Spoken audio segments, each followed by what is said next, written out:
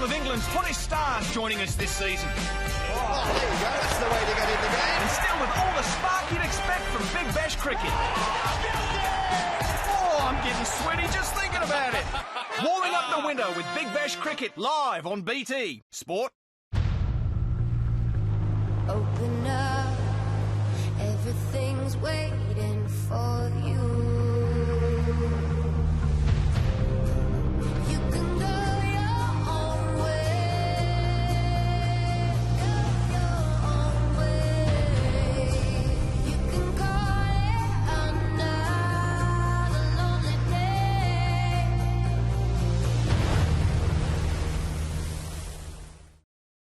Don't let a cold rob you of precious hours of sleep.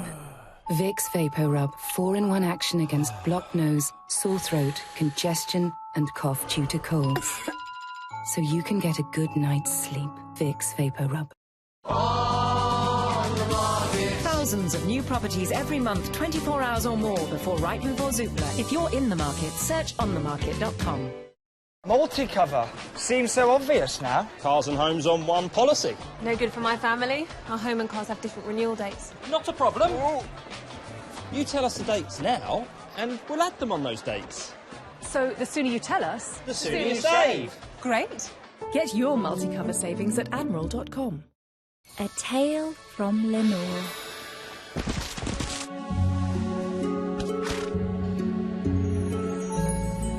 Lenore, after all this time, my bed is still so fresh. You can get right back on your horse, Mr. Charming. Enjoy the fresh bed feeling of Lenore night after night. For up to a whole week, I feel good in Lenore. Blocked nose, problems with breathing, feel like you're underwater? Reach for Vicks Sinex. Vicks Sinex starts unblocking the nose in minutes and lasts up to 12 hours. Vicks Sinex. Nothing's more important than learning about who, what you are. We are not superheroes, okay? We aren't good at this.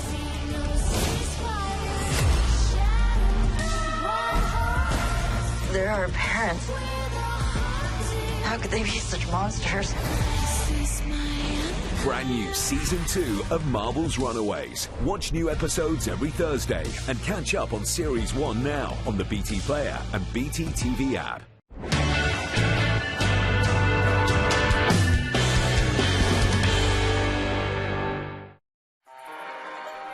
Rivalries come in all sizes. In Division 3, they come today.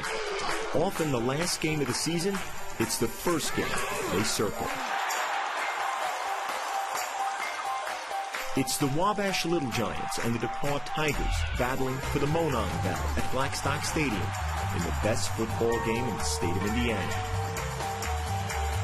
Or maybe that's the Franklin Grizzlies and the Hanover Panthers vying for the Victory Bell in a series that started when William McKinley was president. That was 1898.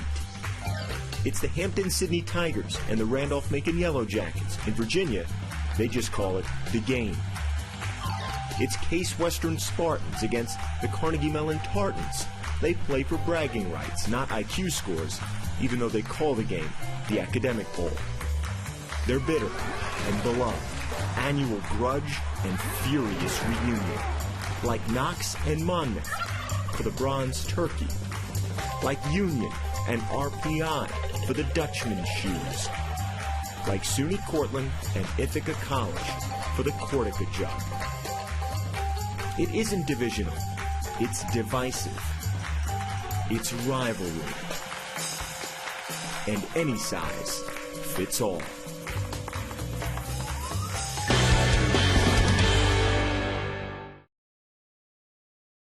This year on BT Sport, in Europe, the big dogs are hungry. These girls have got game, and this old thing's been the real deal since 1878. The king is back, and Tyson wants world titles. He's got 7 of them. Over in Glasgow, Stevie has big plans. And these boys have rugby on the brain. Pep City are eyeing 2 in the bounce, and everyone else is chasing it. That's this year on BT Sport. We can't get enough cricket on BT Sport. And it continues with the one-day international series when Australia host India. Escape the winter blues this January with cricket from Down Under, live only on BT Sports.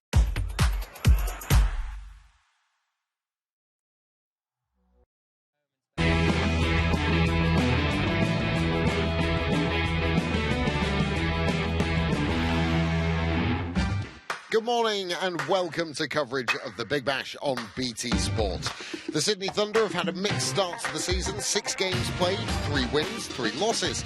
Their last outing was one of the more disappointing as they fell to a convincing 8-wicket defeat at the hands of the Melbourne Stars. Well, things might be finally looking up for the Brisbane Heat. On Saturday, they managed to get their first win of the season.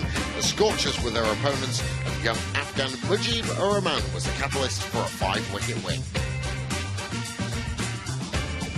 The Spotless Stadium is the venue then for the Sydney Thunder versus the Brisbane Heat. We'll keep an eye on the weather. It's been nice all day in Sydney, but we're hearing that clouds are rolling in. Keep your fingers crossed there's no rain.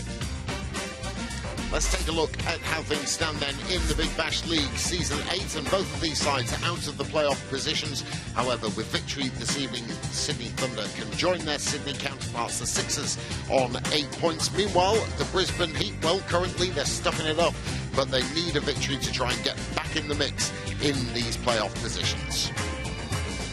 So time to see who is doing what. Time for the bat flip. Time now for the all-important bat flip, and gee, there's been some consternation down here whether it should be rooftops or hills. We'll maybe have a chat about that. Rooftops, it's rooftops. Steve Bernard's the match referee. He'll validate that it's rooftops. And we've got Henrietta from Oz Harvest who are taking food to the needy, who is going to throw it up and give it a hoist for us. So we're in your hands, Henrietta. Chris Lynn's got the call. He'll call roofs, I reckon. Flats he's called, just to annoy me. And roofs it is. It's not hills. So Shane Watson's the recipient. What are you going to do? We're going to have a bowl first. Thoughts as to why? Look, it's a good chasing ground. When the sun goes down, the wickets normally gets a little bit better here. So yeah, hopefully that happens tonight. Any changes to your side? No, we're got the same team as our previous game. And you're pretty stubborn about rooftops v hills. Very, very stubborn. It was hills always growing up in Ipswich, and Lenny was the same as well. He's roofs. So most people I speak to is, apart from Victorians, is hills. Sporting capital of the world, my friend. So hey, good luck tonight. That's what you keep telling me. Thanks. So you lose it. They've won the batting first here twice this year, this season. Is that something that you might have considered doing anyway? Yeah, look, we were going to look to bowl first, but only because of the overhead conditions, a little bit of rain about possibly. But I think batting first, if the rain does stay away, it's a good option to bat. So we're not too disappointed, and yeah, we'll see how we go. What does your 11 look like? We're bringing Mitchell Swepson back in, and then Marnus Labuschagne for the first time this year. Josh Layla and Joey Burns miss out tonight. Nice to be coming into a game off the back of a win. Yeah, it's a good feeling, isn't it? Yeah, it is. But yeah, the boys run high, travelled nicely from Perth. Freshened up, and as I said, we're ready to go. Good luck. Thank you, mate. There you go. The Thunder has won the bat flip down here and decided to have a bowl. So that's what happened at the toss. The Sydney Thunder are unchanged, as Shane Watson said. Josh Buttler and he at the top of the order. Joe Root could do with some runs. It's not been such a happy Big Bash league for him so far. Good to see Gurinder Sandhu in the side, and Fawad Ahmed always a threat with his leg spin. As for the Brisbane Heat, only one half of the Bash brothers have been performing, and that's Chris Lynn. Brendan McCullum has only got 30 runs from his 4 innings. Keep an eye on Ben Cutting, always a dominant player in that lower middle order. Some pace from James Pattinson, and Mujib-ur-Rahman, a bit of mystery spin for the Brisbane Heat. So it's the final game for the Sydney Thunder for both Joe Root and for Josh Buttler. And Buttler, well, they've had certainly separate performances with the bat, have Buttler and Root, and Buttler has topped the tables for the amount of runs scored in this season's Big Bash. 89 this against the Hobart Hurricanes, albeit in defeat. But he scored 268 runs at an average of just under 45. His strike rate in and around the 140 mark as well. So Josh Buttler has starred for the Sydney Thunder. Can he leave them in a winning fashion and get them set up for what could possibly be a playoff run? Josh Buttler who is the leading run scorer in the Big Bash League this season. So we'll see him a little bit later on, but it's going to be Brisbane who are batting first.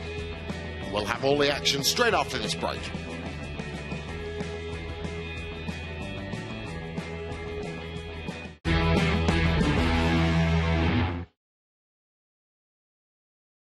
Turn it up so I can feel it. Loud enough so I can get near it. How we flow, yeah. Flying at the speed of sound. Over like a jet pilot. Ain't no gravity in trying to fight it. It's how we flow, yeah. We ain't never coming down.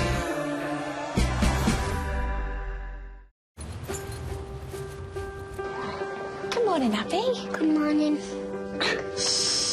Chicks. Absolutely brilliant. Year 5, well done. Have you thought about trying it like this? What do you think? Good. It's like a Van Gogh. How would you define identity? Creating a piece of work that represents you. I don't want to see you two here again.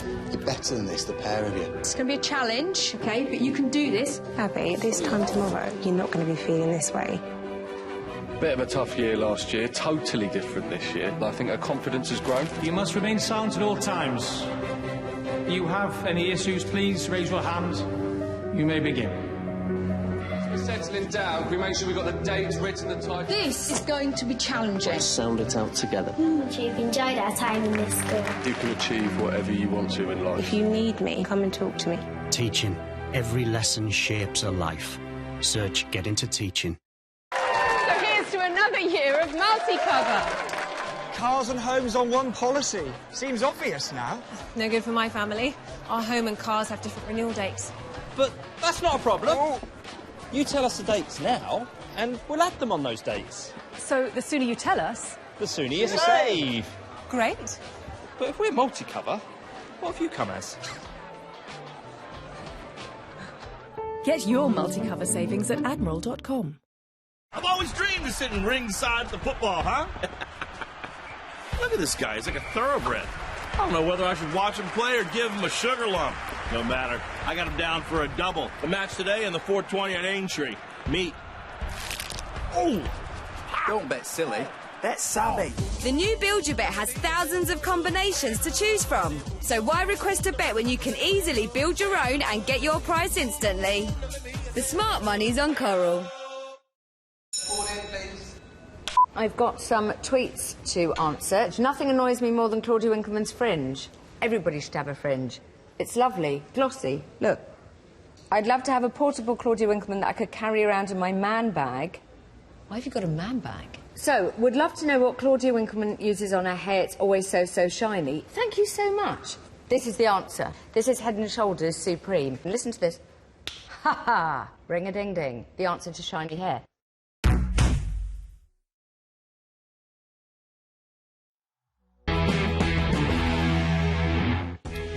Welcome back to the Spotless Stadium then for tonight's Big Bash League fixture between the Sydney Thunder and the Brisbane Heat. Just a reminder that after the Test Match Series, the thrilling Test Match Series, the one-day international series between Australia and India gets underway Saturday morning, 2 a.m. on BT Sport 1 HD. India looking to go home with an even bigger smile on their face after clinching the Test Series by 2-1. So we're almost ready to get underway over in Sydney. The weather has held. It's still a little bit worrying with that cloud rolling in. But the word from Australia is that they're good for a good while or so. So just keep your fingers crossed that there's no inclemency. Over at the Spotless Stadium, the Brisbane Heat electing, well, it was Shane Watson who won the toss and elected to field first. So can the Heat set a big total for the Thunder to try and chase down in Joe Root and Josh Butler's final game for the Thunder? Let's head over to our commentary team then. Over in Australia, Andy Mayer is joined by the bowlologist Damien Fleming and former Australian international Bradley Hodge.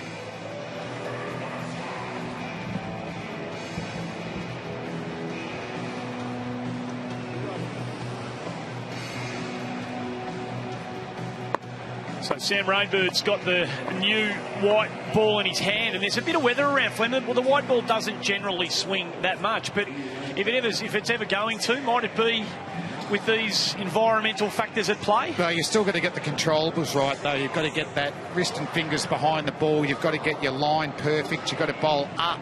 And that's what Rainbird's generally been brought in to do, to get wickets in the power play. It's quite a thirsty-looking pitch, but exciting matchups here. Bryant and McCullum opening up. Swung. So there you go, Radar. You happy with that? Well, it's a day for it's muggy, it's thick, it's got a big cloud cover that's kicked in the last half an hour, and there's storms all around the place, particularly out to the west. But mysteriously at the moment, Hodgie, it seems to be missing us here in Sydney. Well, let's hope so. Hopefully it goes around. But that's a nice start there from Raymond. Spot on the money.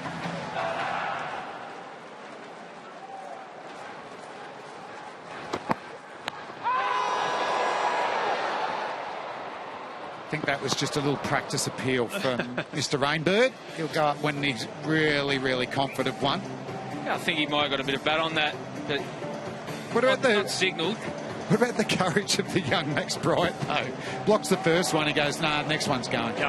Well, he showed the intent last game, didn't he? And I think tactically as well, Watson's got a bit of an issue because Chris Green usually bowls in the power play, good 2 or 3 overs with his off spin, but Max Bryant sent a few off spinners nearly out of the Metricon Stadium the other night. So here we go. This is what it's all about though tonight though. Brendan McCullum, can he get off and running for the Heat? Superstar of the competition, needs some runs tonight.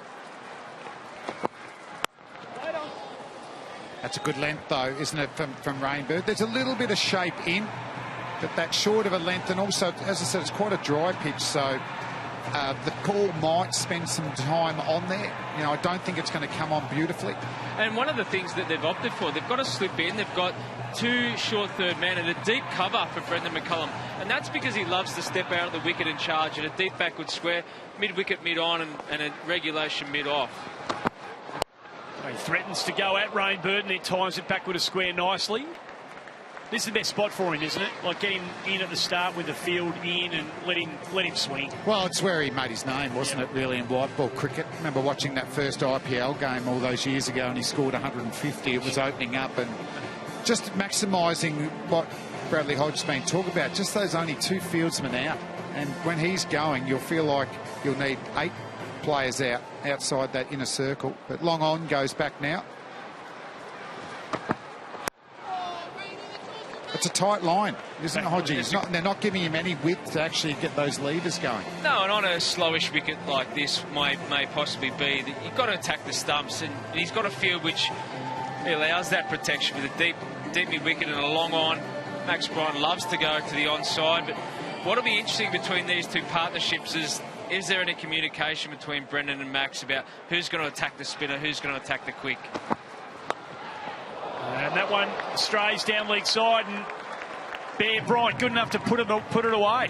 First boundary of the match, none for 6 after 1.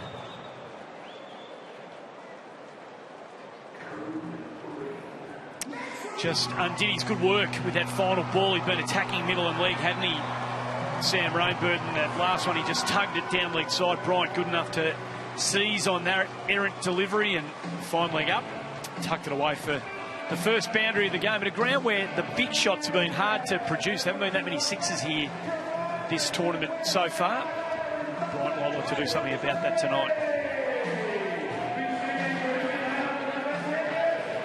There's no shortage of top order options, have they, the Heat? They've got all sorts of players they can mix through the top 3 or 4. They don't really look like they've settled on the Jimmy ideal Pearson, top 3. we saw Jimmy, he opened up for a few years there. But John O'Cook has bowled 11 overs in the power play.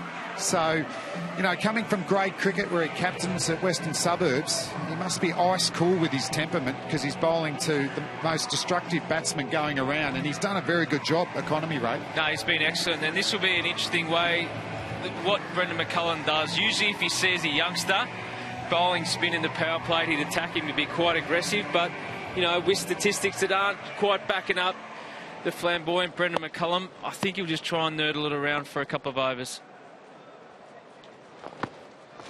Oh, great start, Cookie. It would have been talked about before that, you know, maybe Max Bryant takes up the aggressive role while Brendan still tries to find his feet in this competition. Well, we'll find out in 1 ball to go. We talk about the Bash brothers. Well, we've got the baby Bash brother up this end. Strike rate of 167.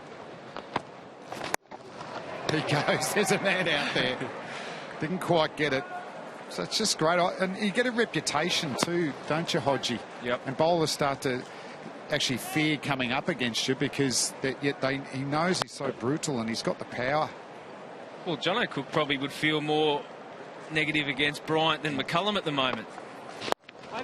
You can just see that in his stance and so what, usually he's ultra aggressive, and you can just see he's looking to time the ball.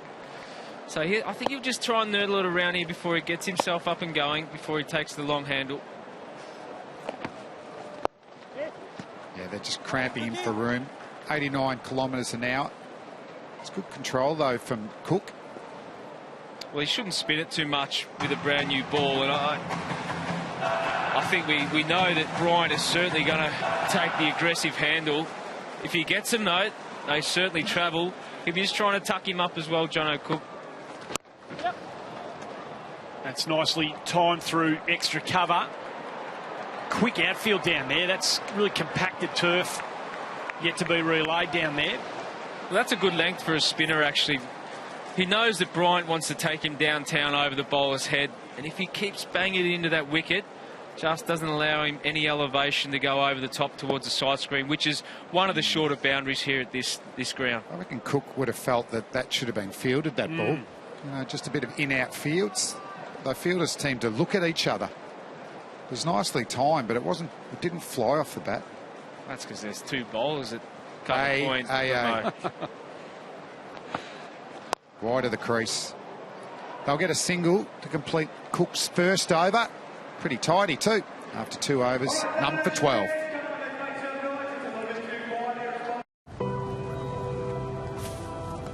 Funding Circle offer affordable loans to help your business go further. We're fast, so you won't be waiting around. And you'll get a dedicated account manager to help you on your journey. Rates start from 1.9% per year. So join the thousands of businesses who have taken out a Funding Circle loan and help your business fly. Apply today at fundingcircle.com.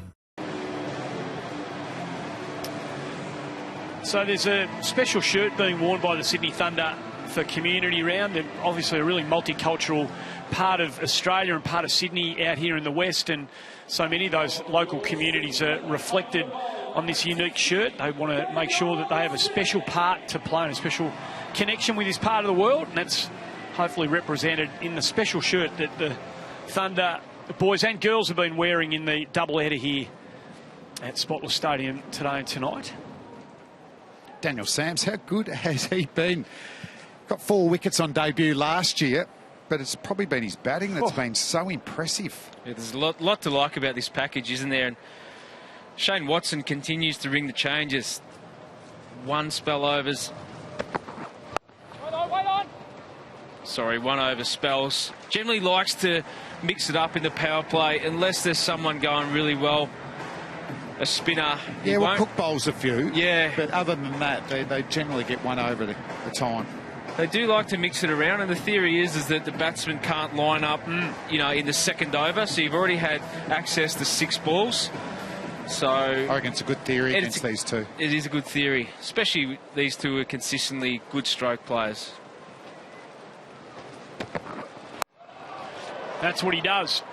He didn't time that again, but he wants that ball in his hitting zone, doesn't he, Hodgie? And if it's there, he goes. Well, I think that one of the things which will be different, and it usually is for these Brisbane Heat players, is coming down to a different surface and whether they can adapt well. We've seen the figures, Brendan McCullum against the Thunder, 5 off 4 balls, 4 off 4 balls, 6 off 7 balls, so it hasn't quite got going. Usually at the Gabba you can fly a few over the top, so you have to target different areas here. You have to target straight instead of square.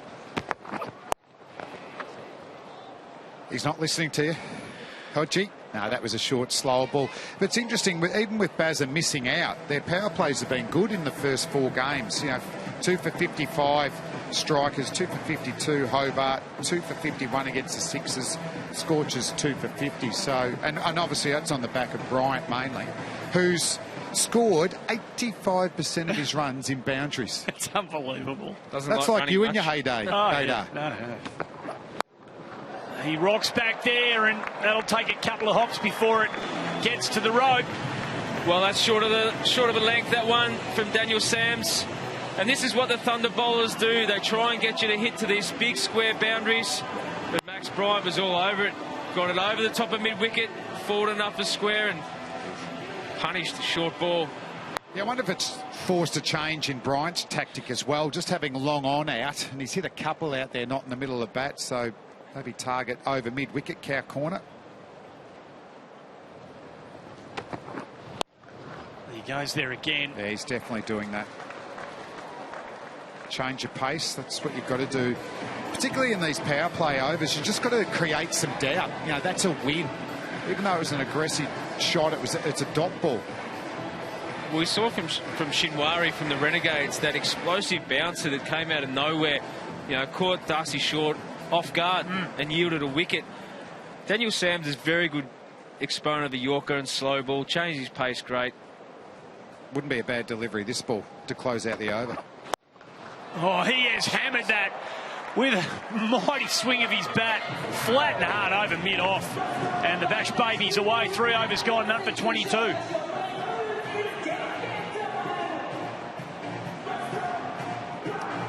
Well, they're off to a good start here. Max Bryant off to a bit of a flyer, 17 off 12 balls. And the Brisbane Heat, none for 22. Just need to get Brendan McCullum off and running.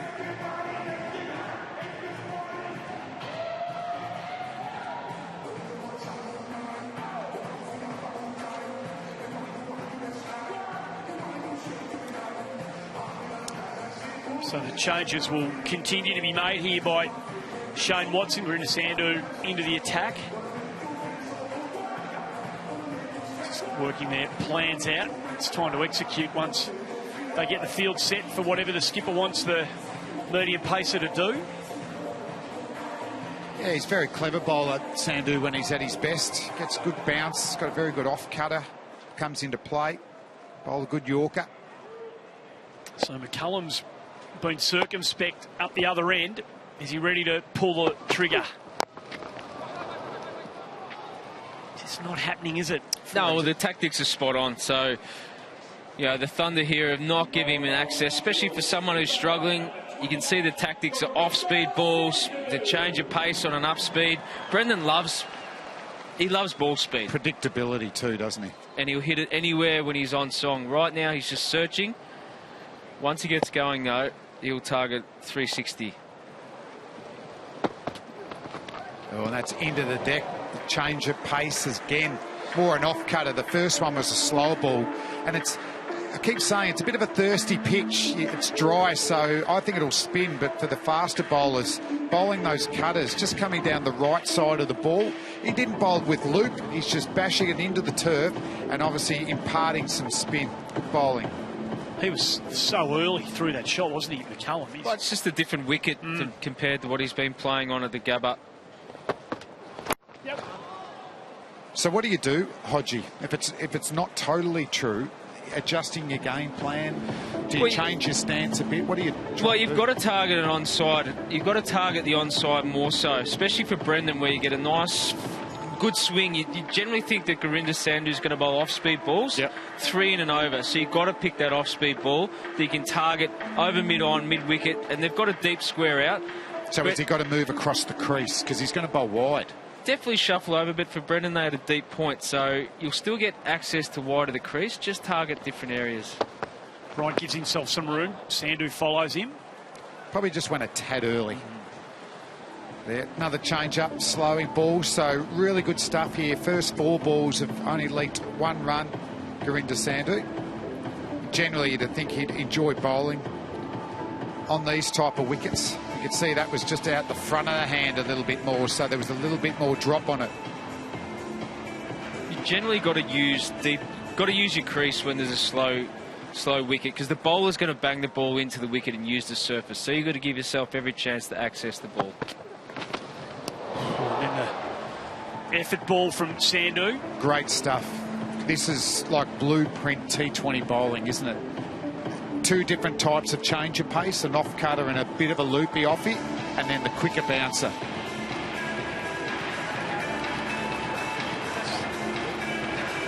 Having dinner with that knife tonight, I wouldn't suggest. Been cutting with a knife. Don't look at me like that. More from Andy Marr. After this over. Comedy show details coming up later. Oh, he has absolutely launched it. He's a special talent, this young man. 4 overs gone, none for 29. Open up, everything's waiting for you. You can go your own way, go your own way. You can call it another lonely day.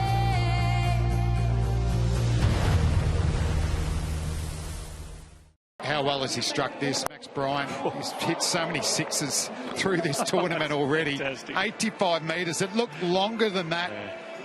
And Sandhu, he bowled a beautiful over, but maybe he just went at him a little bit. He should have gone wide and make Bryant reach for the ball. We probably didn't expect it to be so full, did he? It was just a little shimmy down the crease from Bryant, got him access. This will be an interesting contest here. I think McCullum's going to go pretty hard here. It's a good matchup for him with the off-spinner spinning in. He'll target the mid-wicket fence. Slog sweep. All about length from Chris Green here, isn't it? He'll want to bowl almost Yorker length most deliveries. Been hard to get away, Green. He's an excellent T20 player.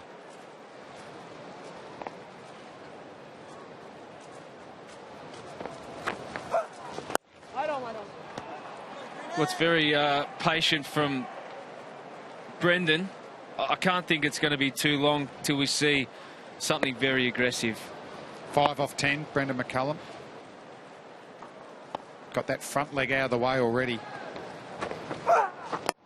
Good bowling. Good bowling. You can't get under that. It's funny when you have a chat to Chris Green out there. He's a lot taller than you think. He's very he must tall, be isn't he? 6'3". Got into the team, obviously, with these flat off spinners, and he's good enough to actually bowl at the death at times for the Sydney Thunder. But he's a power hitter. He's brilliant in the field, so he's an excellent package for the Sydney Thunder.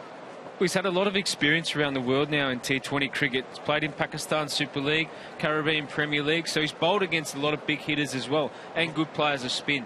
Well, this will be a good matchup now.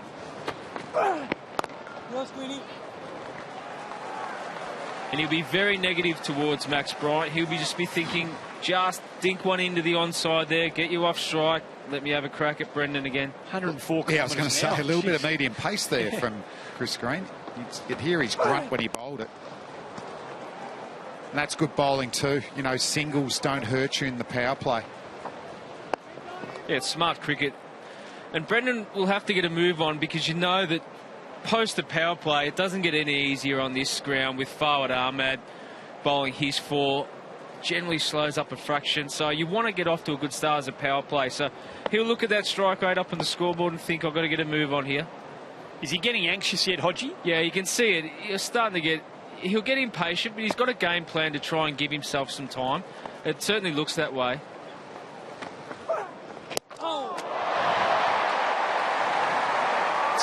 First real roar from the crowd. Being excellent atmosphere.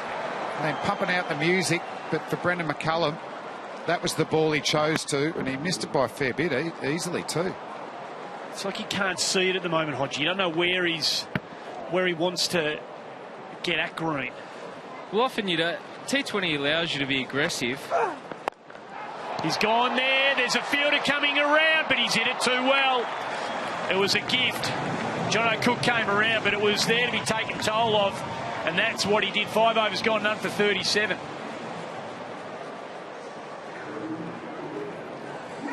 So he finally got one in the middle there, Brendan McCullum. It's funny, 1-6 almost gets you to run a ball. That Full tosses. Might be the one that gets him going too, Flem.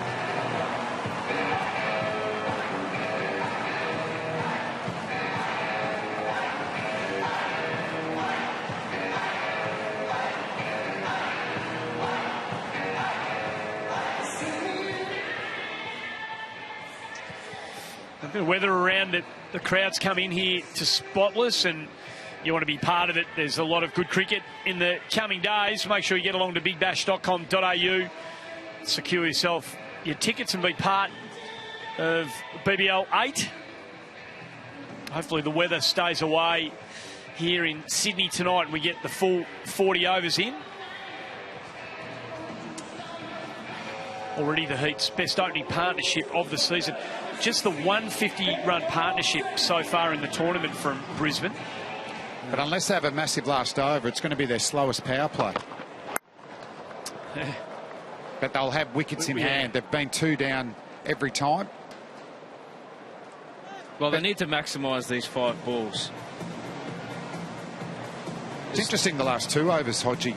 The last balls hurt the Thunder, haven't they? Yes. 2 sixes, just couldn't close it out. Yeah, and I think the reason is they're just bowling to the batter as well. They know who's at the other end. Brian or McCullum can do some damage. So just a matter of execution, not just concentrating for that single focus. Be banging the ball in here short, Sams. Oh, he's got hold of that. That is more like the Brendan McCullum the world's come to know. Baz is back. I reckon that full toss from Chris Green has got him going. He feels like he didn't get in the middle. It sounded really good. Slower ball, 124 banged into the pitch, and McCullum getting his weight transfer through the ball. Plenty of momentum to exactly where he wanted to hit that. That's a flat 81-metre 6. Well, we talked about accessing the onside. It was a great shot. Tactically, they probably need to bring this point up. Bold. So there just doesn't seem to be any pace off the wicket to get it square, where we know Brendan's strong, but on this wicket, you're going to target more onside than anything else. You want to stay tuned. Chris Lynn against the Thunder. Well, look at those statistics. Anyone's pretty happy with that. And that's the damaging thing about the Heat. If you don't get one out, he's still sitting there waiting to come. His lowest score, 25, was off 9 balls, though. He's looking at the monitor, looking at those numbers. That's tucked away. It was a poor delivery from Sams, and McCullum rolling now. I don't mind the philosophy. He got the line wrong, didn't he? It was too easy just to get inside that for Brendan McCullum. It needed to be outside off stump, and if Brendan went to hit it, you've got a fielder out there at backwards square leg. And the field, you can bring that deep point up and use that player somewhere else on the onside. If there was a fine leg back, that you can't hit that ball anywhere other than there. Yeah, he definitely doesn't need a deep point for those type of deliveries. 16 off his last 4 balls. So I said it was going to be their least amount of runs in the power play. Well, get themselves into the high 50s. Cross seam, you can see now. Oh, just got to chalk that cue, hasn't he? That's amazing. I mean, it's not totally standard now, but we see batsmen do it. Like Josh Butler will do that later on tonight. He'll ramp the fast bowler. It's such a courageous shot to play. And it was just about the perfect length for him. Yeah, it was spot on. Look, I like the way he's playing, Brendan. He's trying to go to his strengths. So when you're struggling, you've got to stick to your basics, go to your strengths for as long as you possibly can.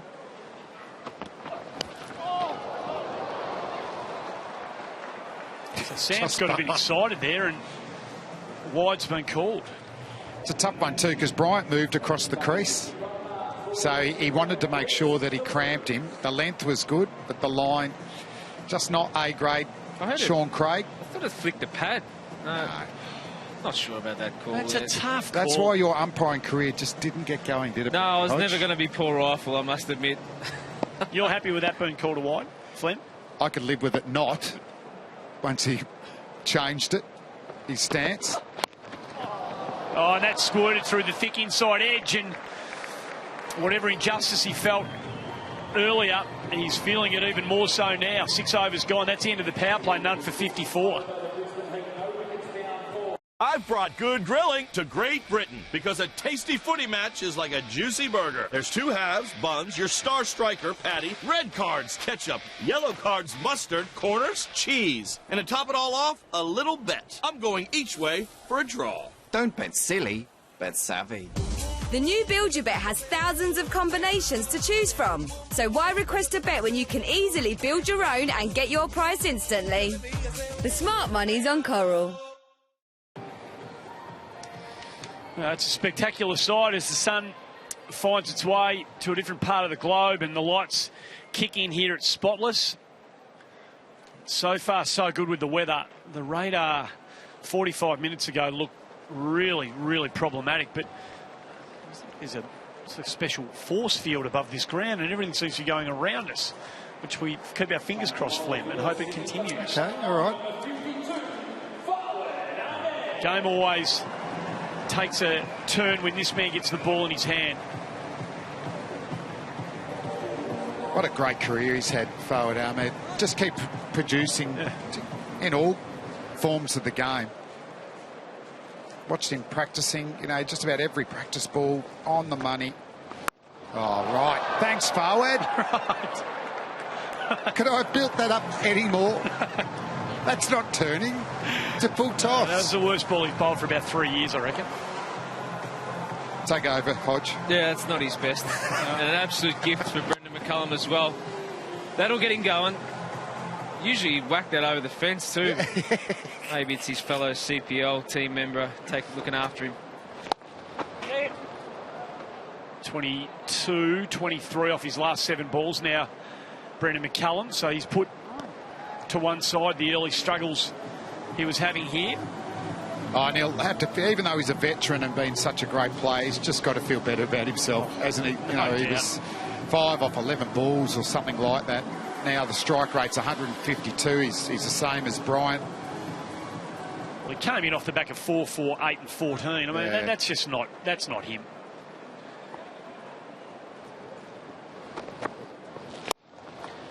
And Brendan will be the first one to tell you that, look, the tournaments are not won in the first game. And it doesn't matter whether you perform in the first game, the middle, the last.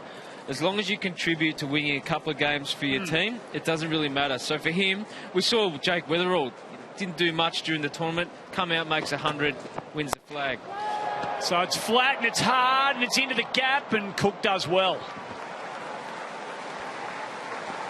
It's actually his favoured zone, isn't it, long on? He hasn't...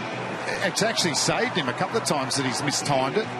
There is a brutal... spins a little bit tougher. This will be an experience for Bryant to obviously face someone as wily as Fawad Ahmed.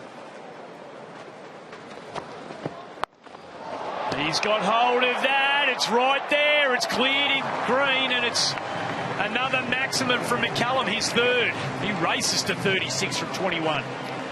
Well, superstars come under pressure, and Brendan McCullum is certainly doing that. It was tossed up from Fawad Ahmed, and he went to his favourite hitting zone, Brendan McCullum. 76 metres, that's more like it. Yeah, it's the boulevard of Bash at the moment. Brendan McCullum going 3 6s, a couple of 4s. Fawad Ahmed, so experienced, a genuine wicket taker, a real gun for Shane Watson as captain, and he's under the pump. 14 off the over so far. Well, they've been tossed up. Usually he bangs the ball into the wicket, hitting the top of the stumps. Particularly first over, just to read what the pitch is doing. It's been a tournament so far where the ball's probably, you know, with the contribution of wickets, the ball's probably had the better of the bat. We'll continue that after this. 7 overs gone, none for 69. So 4 6s between Bryant and McCullum. Obviously their best partnership of BBL 8. Brendan McCullum, confidence up. Fawad Ahmed, he'll fight back. He's got 3 more overs. Takes a lot of wickets, but for the moment, big total looking. 8 overs, 173 with 10 wickets in hand.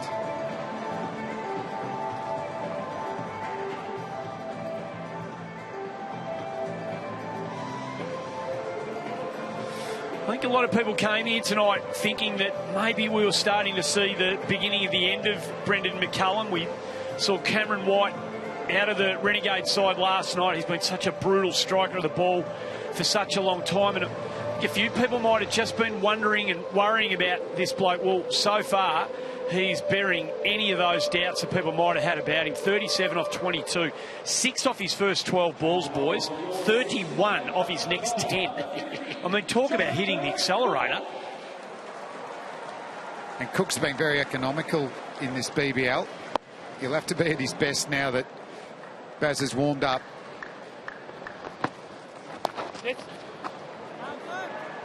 He's certainly not throwing it up like Farwood. No, and this will be, and that's probably the way you need to bowl on this wicket. You have to use the facilities and get the ball into the wicket, see if there's any natural variation. I think Cook will be a lot harder challenge for these two to go aggressive down the ground. He'll be looking to get you to hit square of the wicket, the deep point, or deep mid-wicket, just to bunt it into that mid-wicket region.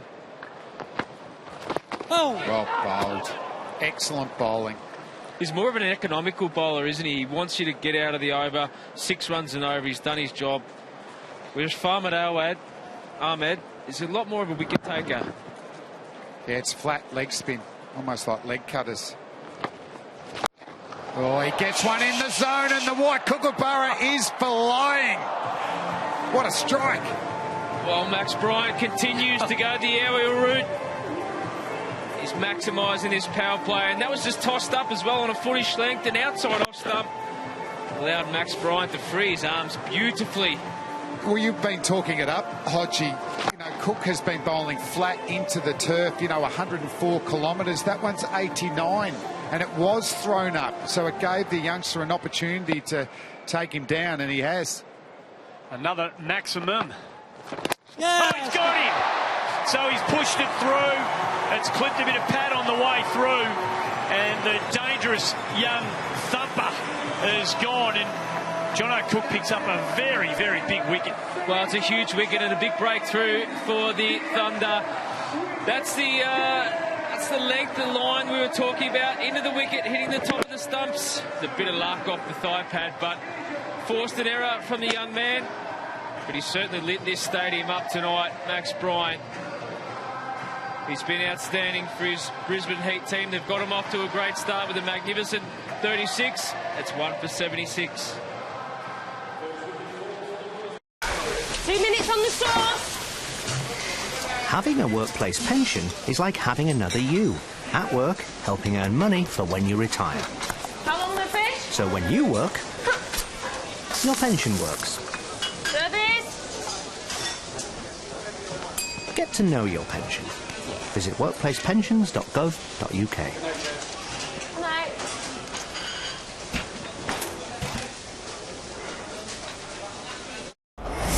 Time to tell your friends to stop whatever it is they might be doing if they're not watching the BBL and get around the TV Start set, right isn't it? now. Yep.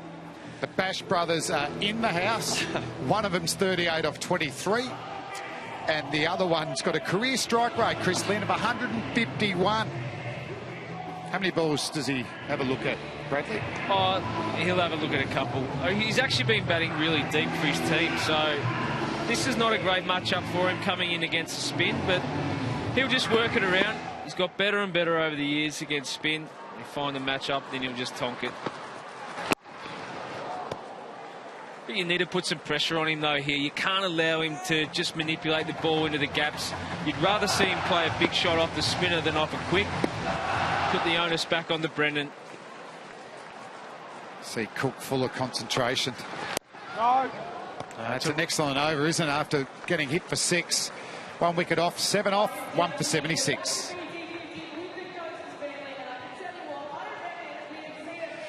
Well, that's against the flow, isn't it? You see a young guy come out of great cricket and do that against the most powerful T20 players in the world, and a young fella who's going to make a lot of runs and hit a lot of boundaries. That takes some doing, and outstanding from Jono Cook.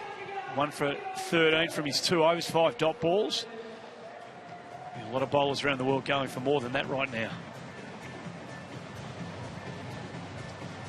So look at that, the last 4 overs largely off the blade of Brendan McCullum, with a bit of help from Max Bryant, has really accelerated. 15 off Ahmed's first over. Oh.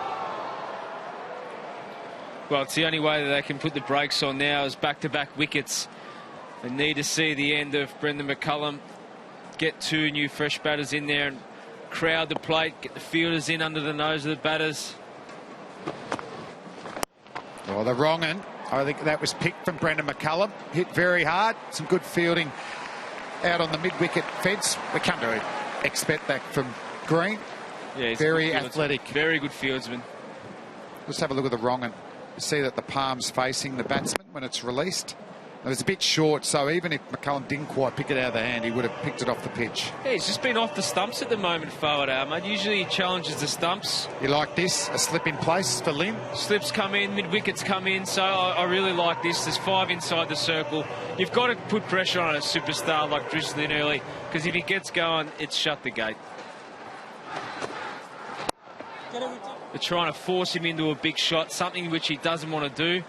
It's good tactics from Shane Watson and Fawad Ahmed. Still hasn't got the length right. Needs to hit the top of those stumps. Yep, bail height bounce with turn. Oh, that just about got through. That's the ball. That's the tactics. 95 kilometres an hour. Forward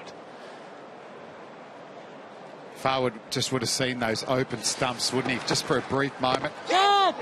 Well bowled, so that's a good change up in pace.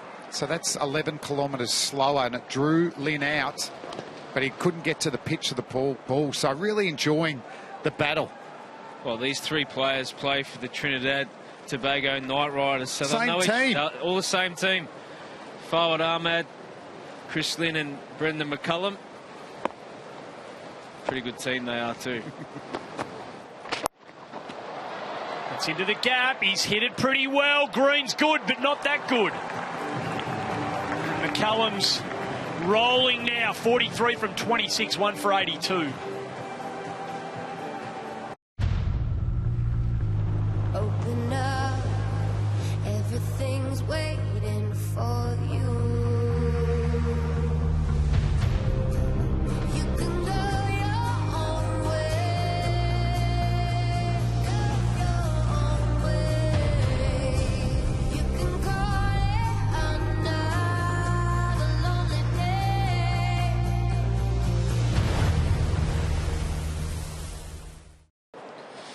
It's a sea of green here tonight. They're hoping to see a couple of their high-profile, high-quality imports off on a positive note. A couple of Englishmen won't be back. We'll get down to Joe Root in a moment. In fact, we can get down to him now.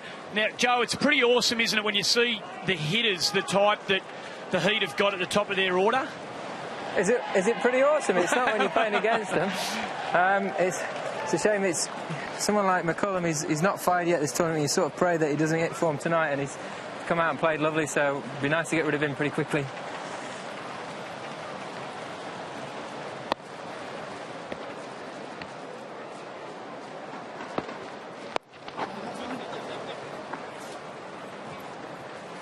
And Joe, what about the plan to the Bash brothers to play a bit of spin to give them not a lot of pace to work with? Well, I think Talini, in particular, just starting his innings, that's the plan for him. Know how important it is to get rid of him quickly as well. So it'd be nice if we could sneak 2 now.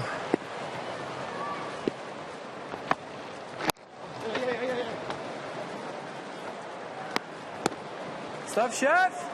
And Joe, a few of the Englishmen have performed really well in the Big Bash, and this will be your last game. Flemo's backed you in for a big one tonight. You feeling the goods? Yeah, it's been a great tournament. I've really enjoyed it here. It's just been a shame that I've not managed to convert one of those starts, really.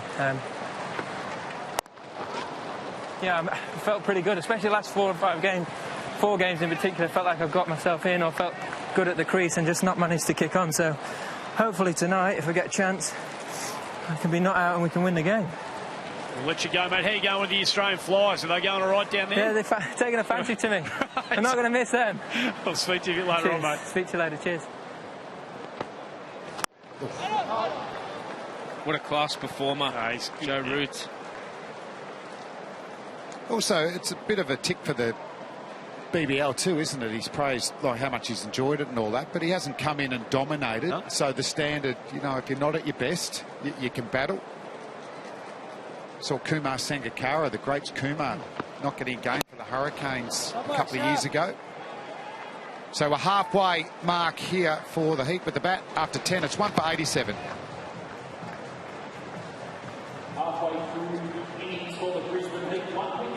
Well, 1 for 87 at the halfway mark.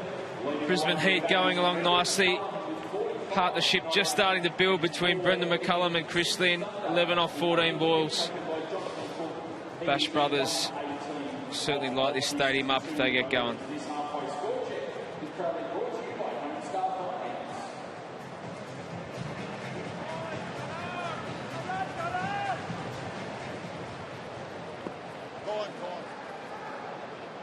Just see for the Brisbane Heat, Max Bryant, the youngster again, hasn't gone on to make a 50, but he has belted the ball to all parts generally. McCullum, for the first time in the tournament, has got going. Ominous signs for Sydney Thunder. No Joe Burns in this team for the Brisbane Heat. He was hitting the helmet a couple of days ago, I think it's just a precautionary thing. Not a bad batsman to come in, Marnus Labuschagne too, straight from his Test match debut. He batted really well at number 3. He was really confident, played some really excellent drives. Oh, it's in the air. It's got through though. Should pick up a couple. It's just the length and line there from Fawad Ahmad's allowed him to rock on the back foot. But yeah, Labuschagne I think will relish coming to the Big Bash after the pressures of Test cricket. Mind and body after a week is really, really hard work. So to come out and just play with complete freedom in T20, just go and strut your stuff, show everyone, you know, how good you are. Oh, look at him now, he's saying, you know, these red marks on my back. It was in a Test match a few days ago. Oh, he's hammered that straight over Ahmed's head. And Lynn doesn't wait much longer. Well, it's the first aggressive stroke we've seen. But it's just the length from Fawad Ahmad. He tossed it up again, and Chris Lynn shuffled down hard. And just floated it out as like a top spinner from Fawad. Yeah. Top spin straight over his head for 4. Thought he might bowl wider leg breaks. Oh. Because if you go at Chris Lynn, he will come down. If he misses it, well, he'll be backing it to hit his body. But if it's a big spinning leg break, if you're not to the pitch of the ball, you're out stumped. No, he just hasn't hit the consistent length tonight, Fawad. And as you mentioned before, the warm-up, everything was hitting the cone, spot on his mark, just a fraction off tonight. Oh, and again, it's a similar shot, but hit even better. Oh, that has been brutalised by McCullum. 50 up to Bazza. And he's, I reckon he's got more business here. He talked about his form coming in, Andy. And the veterans, one thing they know what to do. They know to cash in when it's their night. And I reckon it might be Bazza's tonight. This is great, isn't it, Hodgie? No matter how many runs he made around the world in big-time tournaments, he's a proud man. And for him to get some runs will mean a lot to him. Yeah, absolutely. And he'll be relishing this. It's 1 for 101.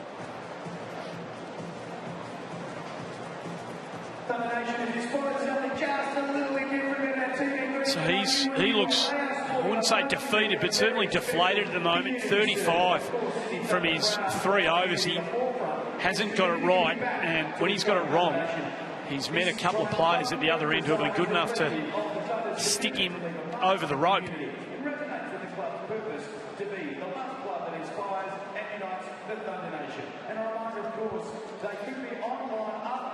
Well, this is building into a good one tonight. There are a couple of teams that like beating each other. Melbourne Stars against the Perth Scorchers. MCG tomorrow. Tickets bigbash.com.au. Be a reasonable crowd roll up for that. Yeah, I think there'll be a great crowd for the Melbourne Stars. The Perth Scorchers, they've got 8 games left. You know, I reckon they're going to need to win 6 of those. Yep. It's been a most unscorcher-like season. Just haven't been able to get in and go with their batting, have they? No, nothing at all. They'll be delighted that the season's been extended, actually. Playing their favour. Yeah, normally they'd be out of the comp. That'd be dust one for win. sure.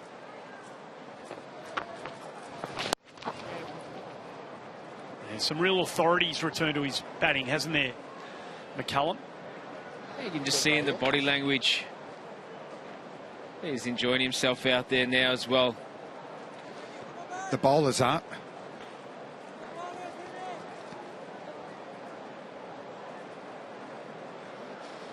Really like the way that Chris Green just marshals his troops around.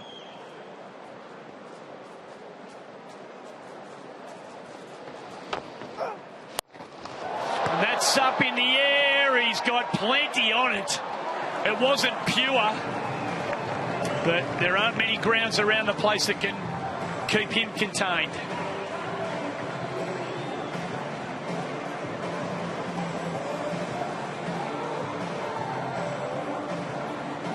That's an amazing shot, isn't it, from Chris Lynn? He might be saying, Josh, can you hit one that far? I'm challenging you in the second innings. He didn't get all of that, though, did he? No, he wasn't there. It's just strength. It was a pretty good ball. It's going to hit the top of the stumps. And Lynn's sanity advanced down the wicket, which gave him half a chance to hit it. As a bowler, you're thinking you've defeated him there. As a batter, Chris Lynn just goes, no, thank you, buddy. I don't think so. It's just I'm going to hit it 90 metres. It's a strength, right, Hodgie? He's just so strong. Well, look at his upper body there, yeah. and we saw him in the warm-up, didn't we, Hodgie? Just get him to throw downs. It makes an unbelievable noise. Baz has got rid of the helmet. Joe Burns missing out tonight. Hope everything's okay there. With Green coming around, he'll want to cramp him for room. He can't afford for him to get under it. Sure he has, though. Wrong length, and that says goodbye. We have liftoff. And I tell you what, if you're in the crowd, you'd be waiting for a catch, wouldn't you? Well, it's just the length of the spinners so far today. It's just been way too full. They haven't used the facilities of this wicket.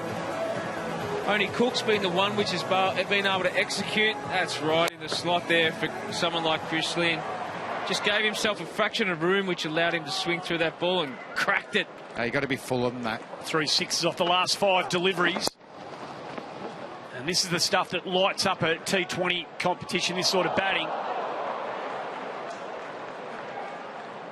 It appeared to be a variation there, Chris Green's. The flick or current ball. Doesn't often bowl it, but if you can, it's good to show the batsman. Well, at worst, it looked to keep on its line. It didn't shape back in. Well, it's taking away from the batter's hitting zone, isn't it? So, nice tactic. 14 off, though, already. Oh, he changes his guard. Brendan McCullum hits it really well. Good fielding. Gee, they're under pressure now, Bird down there. All around the field, ball in hand of the bowler. You just feel like the... Well, they're looking at 200, aren't they? They are 9 now. wickets down. Yep. 9 wickets in hand. 10 and over gets them to 199. Well, with the power in the sheds, Cutting and Pearson in particular, who strike at 150 this year, there's plenty to come. No! Might have been that variation again from Green. After 12, it's 1 for 117. I've always dreamed of sitting ringside at the football, huh? Look at this guy. He's like a thoroughbred. I don't know whether I should watch him play or give him a sugar lump. No matter. I got him down for a double. The match today in the 420 at Aintree. Meet. Oh! Don't bet silly. Bet savvy. The new Build Your Bet has thousands of combinations to choose from. So why request a bet when you can easily build your own and get your price instantly? The smart money's on Coral. Well, the Brisbane Heat, Manhattan, looks a lot like Hong Kong. Some big high-rises that lit up with a lot of lights there. Did you play in the Hong Kong Sixers? Yeah, I did. Cricket tournament? I can't say I contributed much to the tournament. It was good fun. I don't think we won a game. And who were your teammates? We always send an Aussie A type. We had Theo Doropoulos was there. It's a good question, actually. Sounds like a good trip. Great Could only name one teammate. Great team camaraderie in that mob. As I said, we didn't do particularly well, so memories are thin. And what was hard on us, we got the 7 o'clock games every morning too. In the morning? That didn't help at all. 7 o'clock in the morning? Oh, my word. Yep. When you're not winning, they just put you where they want to. But we're going to see some pace. Rainbird. 1 over. It was really tight, just the 5 runs off. Lynn's set, though. The Bash brothers are back in town well and truly. 42 off 27, the partnership.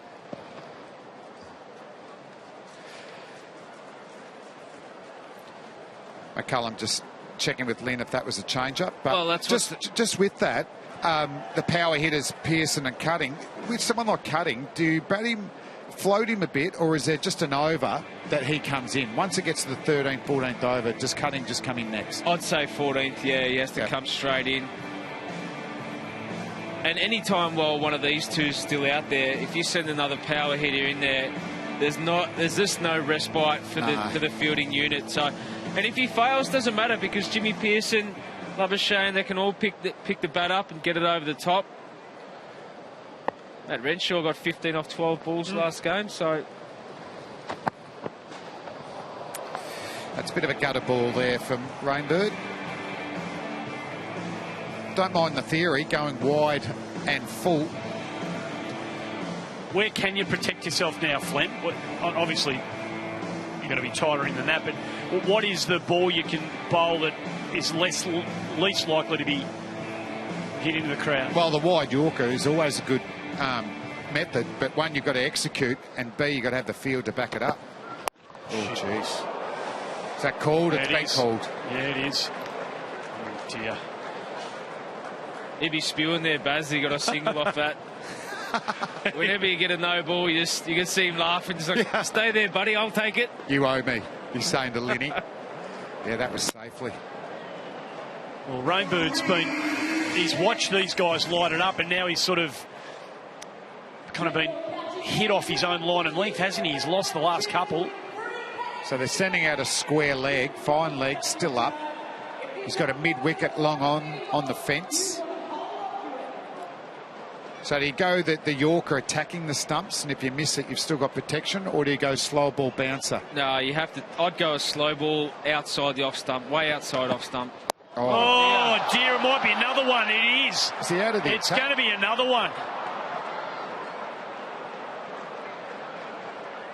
It's definitely Is he another out one. is he out of the attack with two of those? He's not given. Oh, there he is. He's finally. Oh. Is it a free hit? Ah, it's another Well, it free keeps hit. going, yeah. That's a good question, Flem. Oh, that one's definitely a full toss over. It should be Dirk Nanez. Well, did you play that Shield game that Dirk... Yeah. What were the figures again? Three balls, 1 for 2. Yep. Didn't bowl another ball for the innings. So got a wicket with his first ball.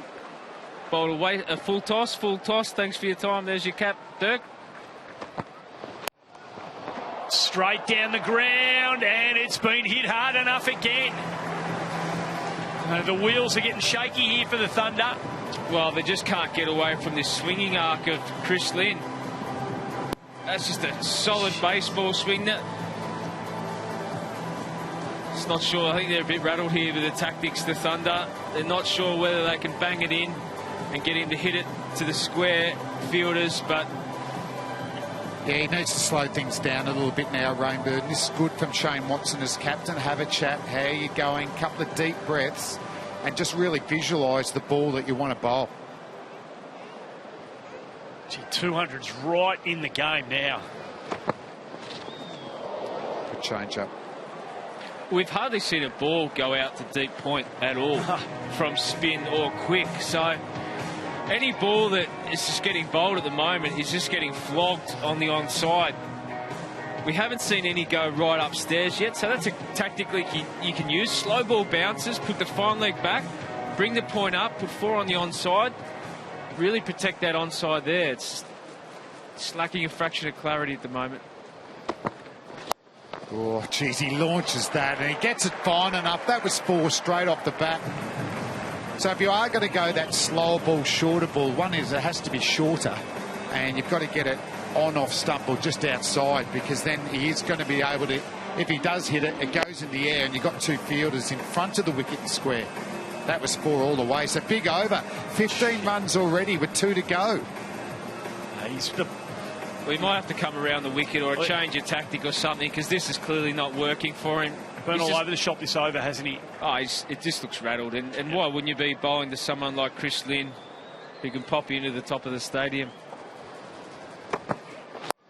Oh, He's gone again. Oh, that is a good effort, but it's just got so much power on it that there's no keeping it in the field of play at the moment. It's taken Sanger and the ball over the rope. 21 from the over, and there's still a ball to come.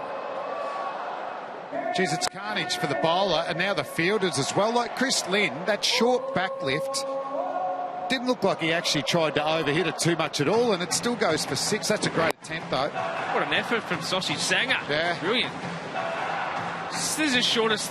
And you know what? He was in a good position, but the pure power and velocity of that ball made it impossible to catch. Oh, might get another chance. He's got some work to do. He does nicely. Well, 200 on the cards, Andy. Stunning over, 22 from at 13 gone, 1 for 139. Ouch. Why did you offer to pay for everyone so close to payday? Bill had 2 desserts. I was going to book our trip to Costa de la Luz this month. Well, the south of England's just as nice. We could go glamping. Or camping. Wait. No more big bills for the month.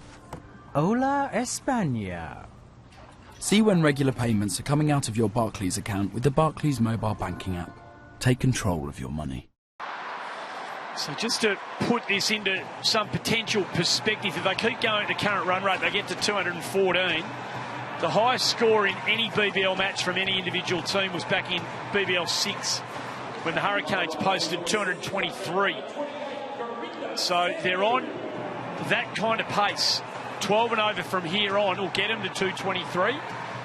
If these two stay for another 3 or 4 overs, God knows what number the Heat are going to post. And now they're seeking something, the Thunder, that they just can't find. Right now, they'd like to be able to give the ball to the most experienced fast bowler, isn't it, to close it out. Sandu's obviously bowled a lot in T20 cricket, but he's still a young man, so's Rainbird, and you just feel like everything's going so quick at the moment. Yeah. All they can think about is they're going to get hit for boundaries. Sometimes you just got to slow it down internally. And for singles like that, give yourself a tick. You know, I've won that ball. Just start to build some momentum from your end. 52 runs off the previous 3 overs. McCullum, 165 strike rate. Lynn, 179 strike rate. Partnership, 65 from 37. We've seen off-speed balls that are key to success on this wicket. It's just more about the execution, about the line. The line has to be deep outside off stump and get the ball into the wicket. Gone on, yes. It tried to pop out, but Ahmed was good enough to keep his composure. And that is a big, big breakthrough for Gurinder Sandhu. That's why you have specialist fielders at 45 on the offside. And Fawad Ahmed has owned that position for many a year now. Some would say it's hiding, but it was a good ball that cramped him for room. And he actually showed sharp reflexes to get it on the second attempt, but that was an absolute soda that ends up into quite a handy catch. But I like the method from Sandhu, but Brendan McCullum, the Bazza, is back. 56 of his finest. It's 2 for 141. Open up, everything's waiting for you. You can go your own way, your own way. You can call it another lonely day.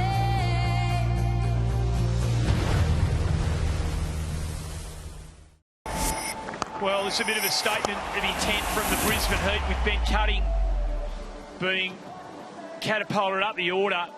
They are not taking their foot off the accelerator here under any circumstance.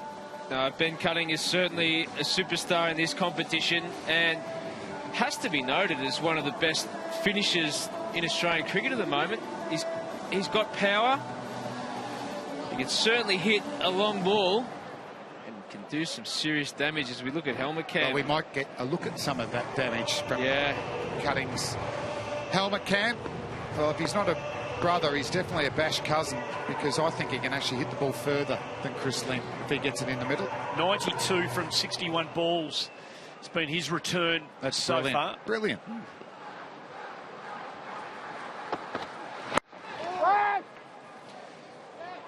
They'll get a single, so Cutting gets off the mark. We just saw in the previous over from Rainbird, and he bowled 2 full tosses over waist height that were called no balls. Now, the reason, if they were both deemed dangerous, he would no longer be able to bowl for the rest of the game. But the first ball was deemed a no ball but not dangerous, and he was warned after the second one. Okay. And if he bowls one more, he's out of the attack. But it's an interesting shift, Hodgie. I just thought, I didn't know they actually had to be classified. I thought they were just classified dangerous once you bowled a fast ball over hip height. Yeah, I agree. So I was surprised he was allowed to keep bowling. Yeah. Didn't know that was in the laws of the game. That one, I thought it was just too They're over the waist side, you're out. Dangerous, but I didn't know the umpires could actually classify them. Like his line here, Sandhu. You'd see with McCullum, got cramped for room, so he tried to just manipulate his hands to work through the offside and was out. And Chris Lynn, you know, it's not short enough to play that pull shot. It's not full enough for him to bang it straight down over his head. It's just lengths, isn't it? It's good tactics. And this is where traditionally this surface is allowed. I think they've just been rattled here by Chris Lynn and Brendan McCullum, and as fine leg comes up, deep square goes back. So you will see the slow ball tactics which Gurinda's very cagey with using, and those hard lengths into the hip region. Oh, see, they've just moved that fieldsman for fine leg. He's going to get 4. For that field change, he had to bowl really short, and he's got protection at mid-wicket, and the line was too cramped. Fine leg was up. It's one less than ideal ball and over from Sandhu. His economy rate is way under the Heat run rate. So he's going to bowl that length. You have fine leg back. Or you can bring mid-off up and push that fine leg back. You know the result has to go on the onside. It's the only place it can go.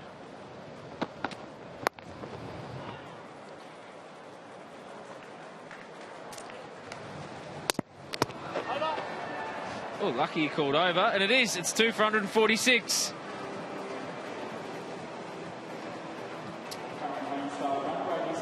Oh, you can see the frustration from the tall medium pacer there, who just let that one ball get away from him again.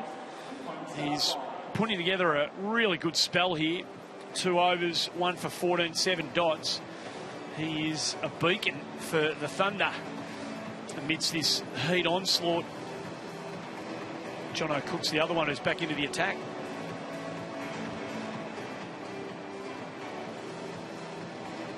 Well, John O'Cook keeps producing, doesn't he? He's gone for a run of ball, but the overs left, they got 6.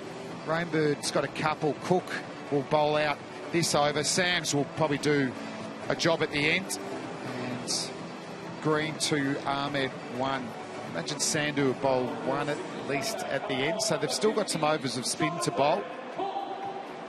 It's been a little lull after the McCullum dismissal.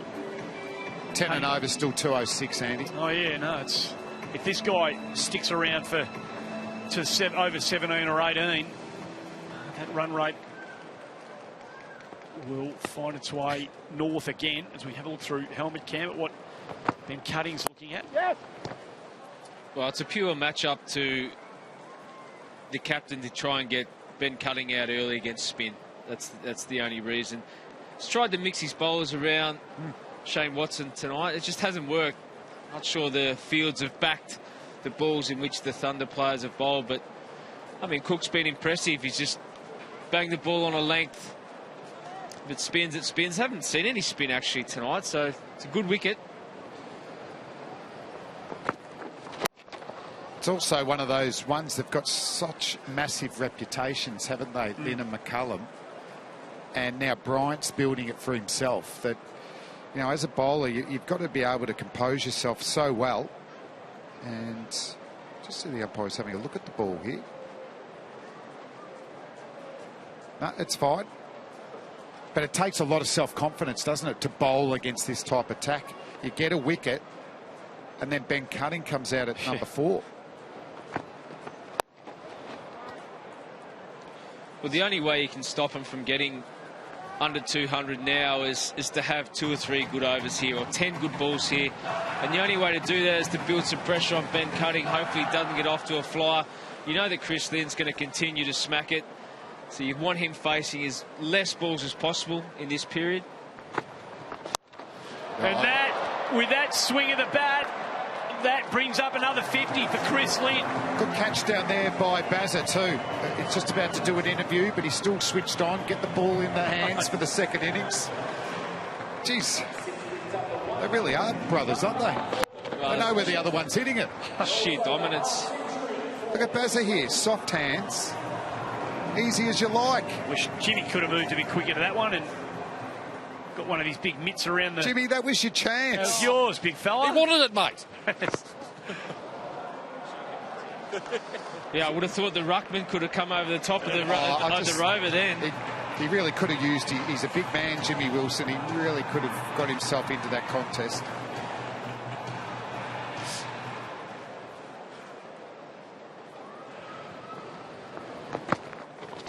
On again, he hasn't got all of this. There's a chance out here, and Green takes it. Well, nice work from John O'Cook. Again, rewarded by bowling the ball into the wicket. Chris Lynn was looking to go downtown again. Just caught the inside of the bat and has still nearly muscled it over the fence for 6. He continues his fine form, Chris Lynn, against the Sydney Thunder. They will be desperate to see the back of him, and that they have. And he's bowled well, Cook, deserved that reward. Chris Lynn gone for 54. It's 3 for 155. In a way, it's all a matter of time. You're not alone. I'll wait till the end of time for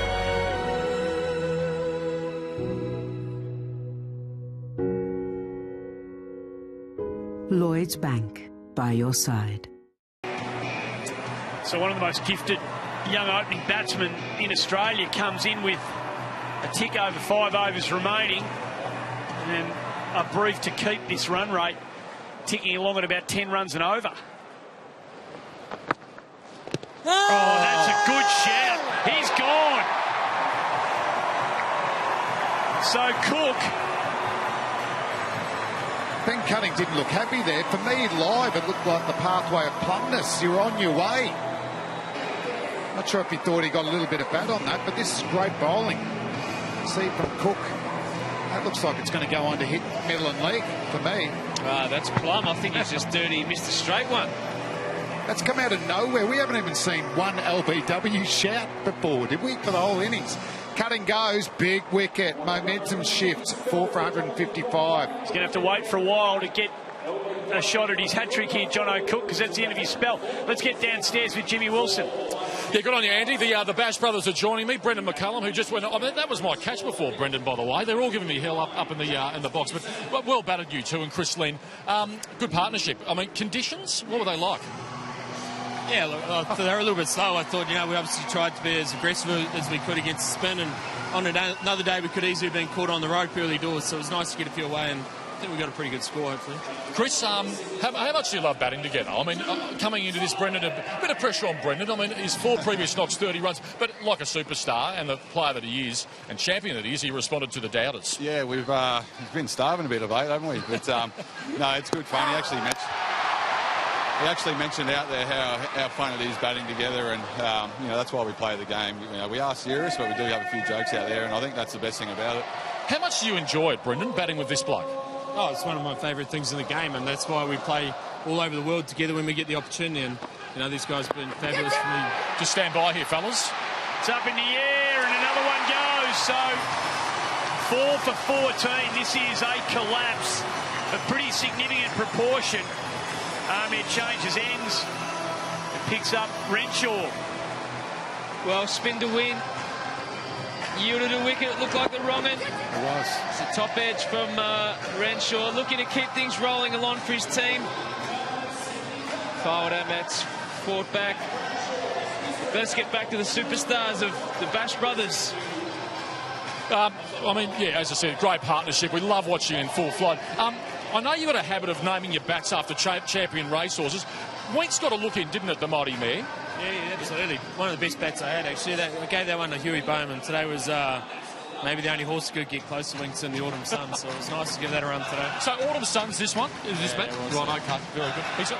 Okay, quick one. What total? I mean, you're flying at the moment. What total do you think's a winning total, Chris? I think a winning total is 170, but I'd like to get 180 plus. Obviously, a little bit of a momentum shift here, so always a fight back and then launch again with the last 2 overs. So 180, 185. I'll tell you what, that was great fun. And Brendan, next time, these guys are going to never let me live that down. Can I take that catch next time? I'll come over the top, true ruckman style. Feel free to call for it. No, yeah, right. No, I'll leave that to you, mate. There you go, Murray. Good on you, Jimmy. Well, thanks to the boys down there for the chat. Yeah, it was a timid display from the big fella, wasn't it? Committed. No, I'm backing Baz every time. Well, Baz is a rugby player now. Yeah. He was throwing the ball around today. Didn't he? Three for naught. It just changes, doesn't it? It's the big around. bash. Catch! And another one. Oh. So Labuschagne departs. And the wheels are just about off the Brisbane Heat here. That's remarkable turnaround in this game. No, that is a very soft dismissal from Marnus. Coming back from the test match. A little bit of it was the wrong one, and he tried to hit the wrong one inside out. So another wicket down. This has been an amazing collapse, and spin created it. Cook was fantastic, and now Ahmed has got 2 for 36. They've lost 4 for 1. Labuschagne goes for a duck. 6 for 150. Hello, Ghostbusters. It's Greg from the Halifax. I've got your new Visa debit card. We got one! Here you go, guys. They're contactless. It's the quickest way to buy things up to 30 quid. Easy peasy. Oh, while you're here, they could do with some help upstairs. Oh, there he is. I ain't afraid of no. Are you okay? He slimed me. Actual physical contact. I prefer contactless. Now go bust that ghost.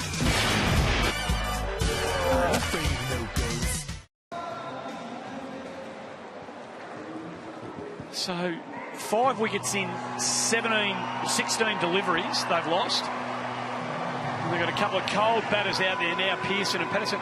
Hodgie, you know what it's like to be in the huddle and as a coach. What do you say to the guy?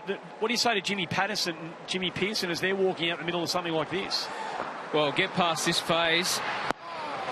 There's a good wrong end, and that's the end of a successful over from Farwad. I'll talk about it after the break. It's 6 for 156.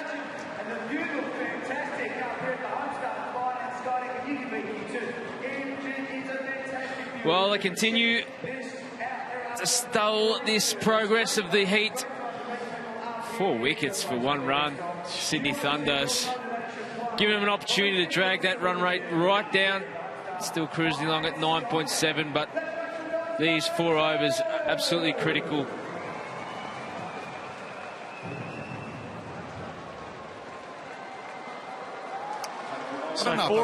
Andy, I don't think I've seen 2 bigger momentum shifts. and Big Bash surprised me all the time. 10 and overs getting around 210, 215, and then you lose 4 for 1. We'll get down to Joe Root. I wonder whether he's played many games of cricket like this. Joe, can you remember off the top of your head a game of cricket that's turned so dramatically? Not that springs straight to mind. I think I've been a part of a few collapses in my career, but it's nice to be on this end of it for a change. Hey, was there any thought, Joe, maybe some crafty off-spin could be used on this pitch? Maybe you could roll your arm over. Oh, I'm ready. We'll see if water requires me or not, but I'm ready to go if needed. The guys are doing a great job pegging it back. Obviously, good partnership there, so... Yeah. We'll see how things turn out, but it'd be nice to get a go.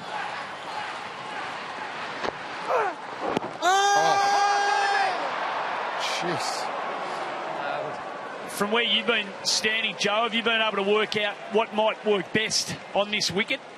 What might work best in terms of bowling? Yeah. I think holding length's key. It's difficult when two guys get in like they did, especially when they hit so strong from the crease. But the way we've pulled it back, as soon as we've taken those chances, the pressure we created, making sure we didn't give any easy singles away, keeping guys on strike, and just building pressure that way has worked really well for us.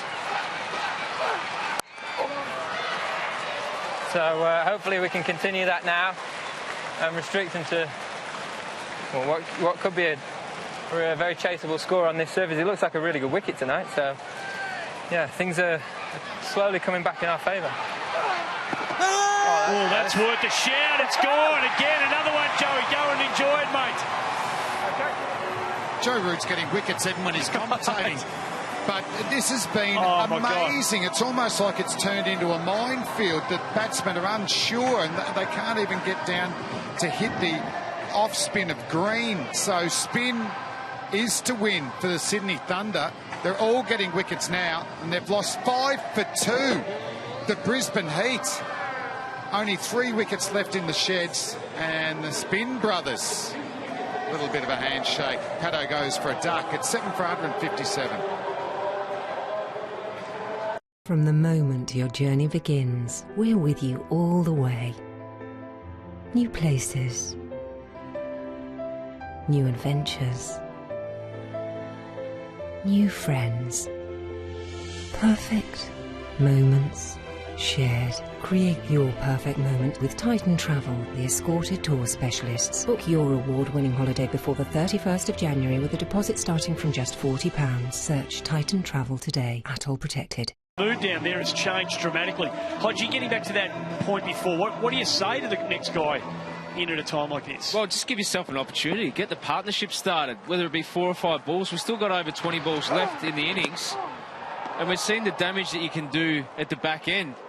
The other thing is that as a player, it's very hard to sit and watch Chris Lynn and Brendan McCullum smacking around. It looks easy and it feels easy. You get out there and it's never easy. The game is difficult. Oh. But as a coach, you're explaining how many opportunities are still left. We have 3 overs and 1 ball. Well, to get bowled out would be criminal. They need to at least bat the rest of the overs and even run a ball, get some, around that 175 mark. But I think if someone can stay there with Jimmy Pearson, he'll be able to find the boundary. Well, instead of attacking the last 3 overs, they could probably only attack the last over now. Well, that's completely turned around. 17 overs gone, 7 for 159.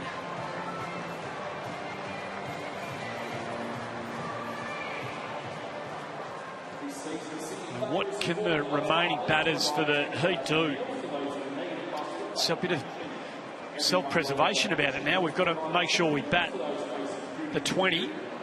The mindset has completely changed. It was freewheeling and carving it up 20 minutes ago. It's completely the opposite now.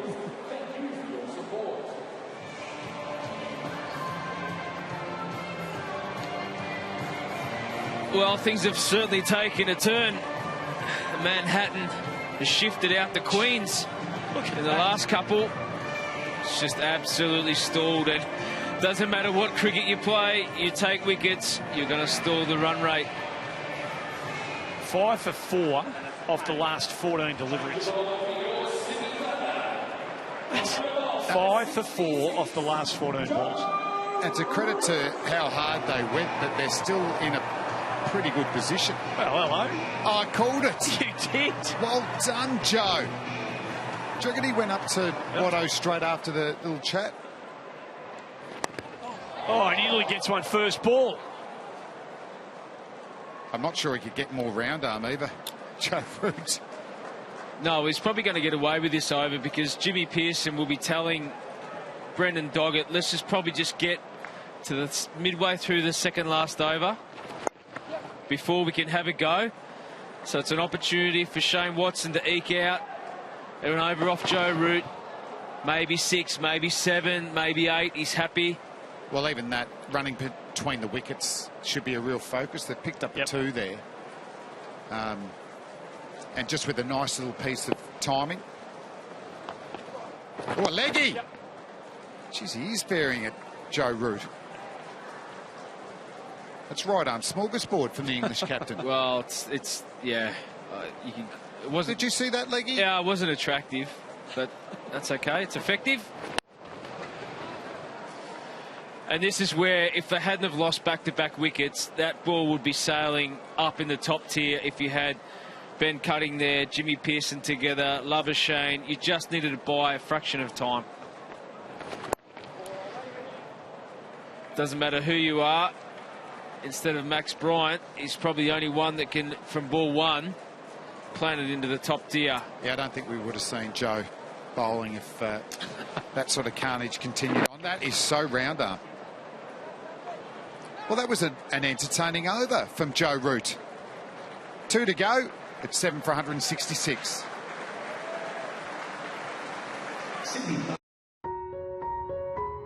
In a way, it's all a matter of time. You're not alone. I'll wait till the end of time.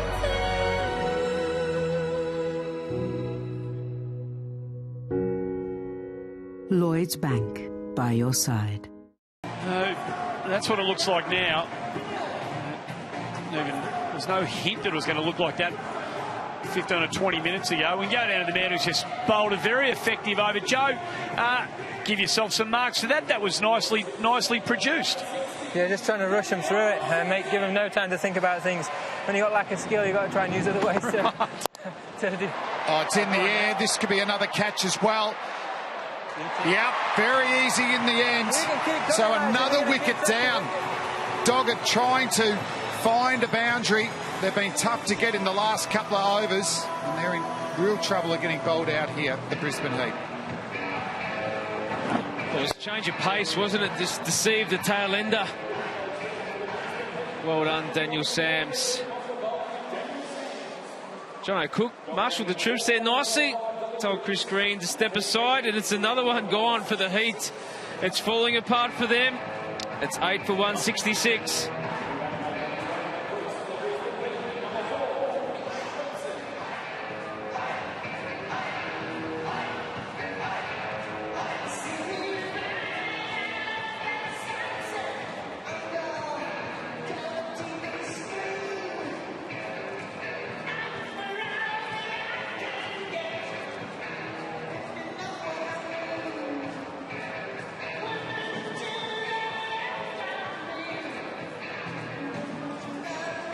So what do you do now if you're Jimmy Pearson? I mean, Mitch Swepson's got no batting credentials to speak of whatsoever at He's T20. batting 10 too.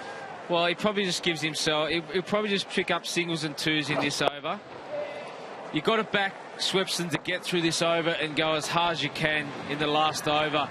In fact, don't even take a run on the last over. Just stay there and say, I'm going to trust myself to try and find the boundary at least 2 times. Because you're pretty sure that Swepson or Mujib... Actually, Mujib had a good knock earlier on in the tournament, but... So the worry for me with this field is, with Swepson at 10, I'd have a third man. I think that's the area that's most likely to find a boundary, is an outside edge.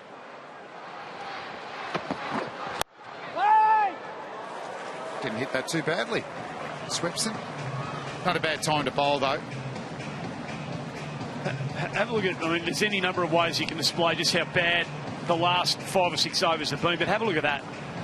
I mean, just huge partnerships at good rate being built early. Have a look at it. Tail away. And there it is, Flem. That's what I was talking about. Something at the outside edge, a nice little... Well, actually, that's a poor ball. Yeah. I was talking for the full ball that might be out edge. If you bowl a slow ball bouncer there, outside off stump, they're always going to lap it down there. So it's just the wrong type of bowling for the field set. We've seen that a few times tonight, actually. But he's come back up, Hodgie. I'm not sure if he's going to be able to hit Sam's back over his head for 6. Well, certainly not if he's pitching the ball halfway down like he did last over. But this is one of them games that, you know, the Heat will look back on it. If the Thunder manage to get up tonight, it'd be a real disaster knowing that, you know, they were staring at 210, 220. They're probably going to end up something in the 180s. The average score batting first is 164, so they're over that.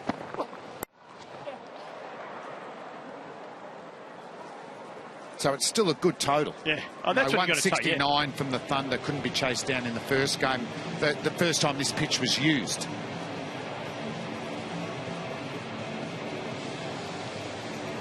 But as we're talking up the Bash Brothers and co, the Thunder have got some hitters as well, haven't they? Josh Butler right up the top. Yep. Shane Watson. They've got some serious power, and James Pearson just needs a single here. Just needs to get on strike for the next over. Oh. Is that another no ball? Well, it'll take the 4. It's not the best execution from Sams, but moves the Heat along nicely. It's 8 for 177.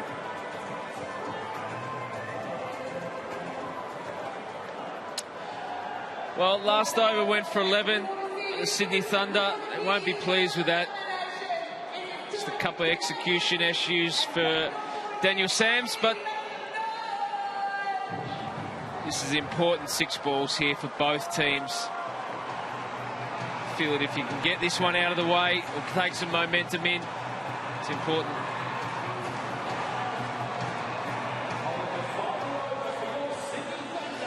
Well, it's a really important 6 balls here for either side. Momentum going into the dugout is paramount. The Thunder have had it. Can they keep it for the last 6 balls?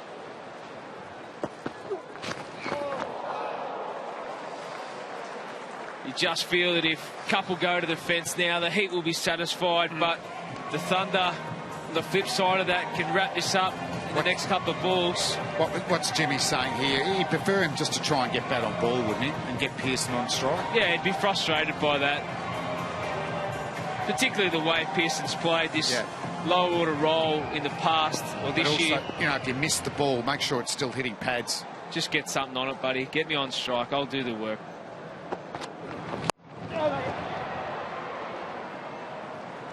Well, this is interesting because Jimmy Pearson, he is another power hitter for Brisbane Heat, and there's 4 balls. A couple of boundaries here. You're getting into that 190 mark. That's a tough ask here, and he'll call on all the skills from Sandu. Yeah, this is where, as a batter, you probably should take onus and just say, if we can't get a 2 and I don't get to the fence, just stand there. Yeah. I want full access to these 4 balls, and I'll back myself to get one of them over. It's better than 6 singles or 4 singles. So Sandu's moving mid-wicket, squarer. Backwards square is going back. I'll be set up for a slow ball bouncer. It was, but it was bad execution again. Third man's up. You bowl that slow ball bouncer. We saw it from Sam's last over. We've seen it again here. The actual execution and thought process doesn't fit in with the field. Well, it's a simple shot for a good batsman. It's width outside off stump. He's given himself a little bit. He knew it was going to be a short ball. And he was good enough in the end to dispatch it over, and still no change of field. So that's probably the tactic. You don't need long on and long off if you're going to bowl slow ball bouncers.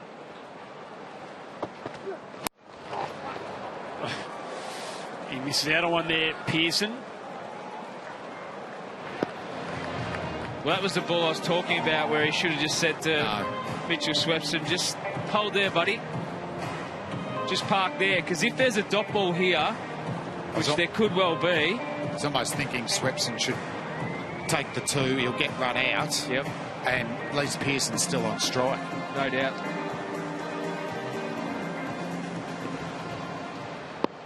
Well, he's found the boundary once over third man, Swepson.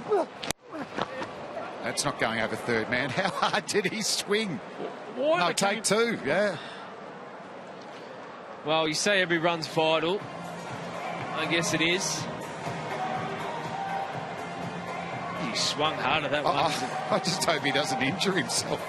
Mitch Swepson got a big job to do with his leg breaks. Well, 8 runs so far off this over. If this is a dot or 1, you feel that the Thunder are going to be happy with this situation and take some momentum into their batting unit. So Higher score for Mitch Swepson too, beating his previous 3 not out. Yes.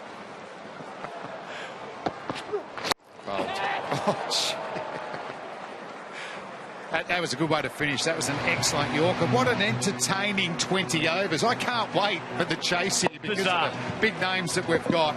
Absolutely extraordinary. They were building towards anything about 2/3 of the way through that innings, the Brisbane Heat, and then it all went haywire. A nice little partnership at the end of 20 off 12 between Pearson and Swepson gets it to 186 for 8.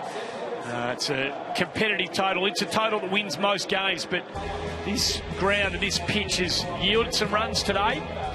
Confirmation of what the Heat was able to produce. McCullum, Lynn, Bryant, all exhilarating with bat in hand. 187 required at 9.35 for the Thunder. Well, it is an interesting and a competitive total, 186 for 8, but it's going to be difficult to see who's going to be the happier of the two sides. The Brisbane Heat were looking good for around about 200, 220. The Sydney Thunder managing to hold back due to that collapse in the middle order. We'll pick the bones out of that innings in a few moments' time after this break.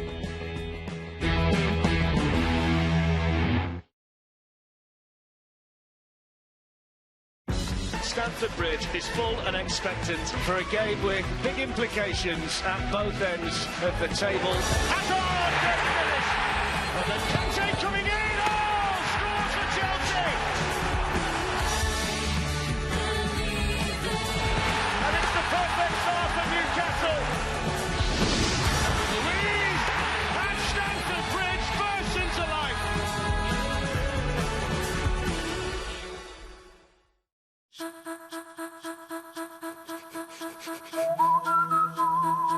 It's never nice missing out. But millions are doing just that by having a current account that doesn't pay them any interest on their hard-earned money. TSB is here to help. They offer interest to all their Plus account customers for no monthly fee. So if you're one of the millions who are missing out, talk to TSB. This is a story about you. It starts with your DNA, your 23 pairs of chromosomes that make you who you are. 23andme.co.uk is a genetic service where you receive personalised reports about your health, traits and ancestry. See how your 23 pairs of chromosomes help tell the story of one incredible you. Buy your kit today at 23andme.co.uk or at selected retailers.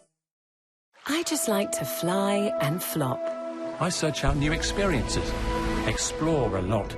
My dream is luxury and a romantic escape. For us, it has to be a family break. Give me a safari lodge in the Big Five. Take me to Abu Dhabi and the Grand Prix live. For dreamers and explorers, lovers and adventurers, there's a world of possibilities with the inspiring travel company. Experts in the extraordinary. You know, life's never been better. And when my time's up, I've got money towards my funeral with Sun Life's Guaranteed Over 50 plan. They guarantee to accept me. They also guarantee my payments will never go up. And they guarantee that when I die, my family will get a cash payout. I also got a £90 gift card. No wonder they're the UK's #1. Choose the over 50s plan you can rely on. Call today or search Sun Life Over 50. You'll get immediate cover for accidental death plus a free £90 gift card. Do you want to see Dad's new car? Yes. What do you think? What's wrong? I don't like it. But it's got an all-wheel drive system that can take us almost anywhere. But it hasn't got any rockets. It has got a 5-star NCAP safety rating. It's one of the safest on the road. It's got to count for something, don't you think? But it's not this. It's a really reliable car. Maybe one day you'll get to drive it. Well, I like it.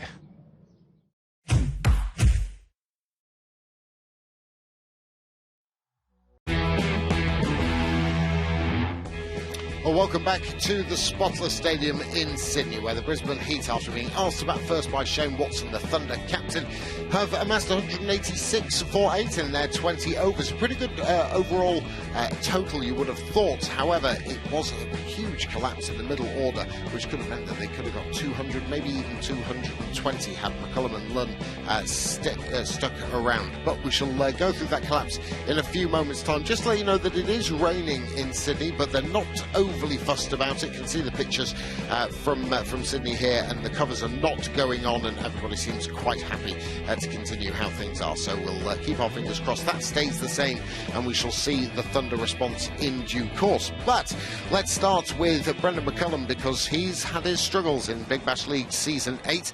Only 30 runs from his first 4 knocks in the Big Bash for the Brisbane Heat, and you can see his start was, well, not very exciting whatsoever. Couldn't gauge the pace of the pitch, but he managed to stick it out and then gifted a lovely juicy full toss to get things going. And then we saw the freedom of the arms and those quick hands of his. He gets into position so quickly.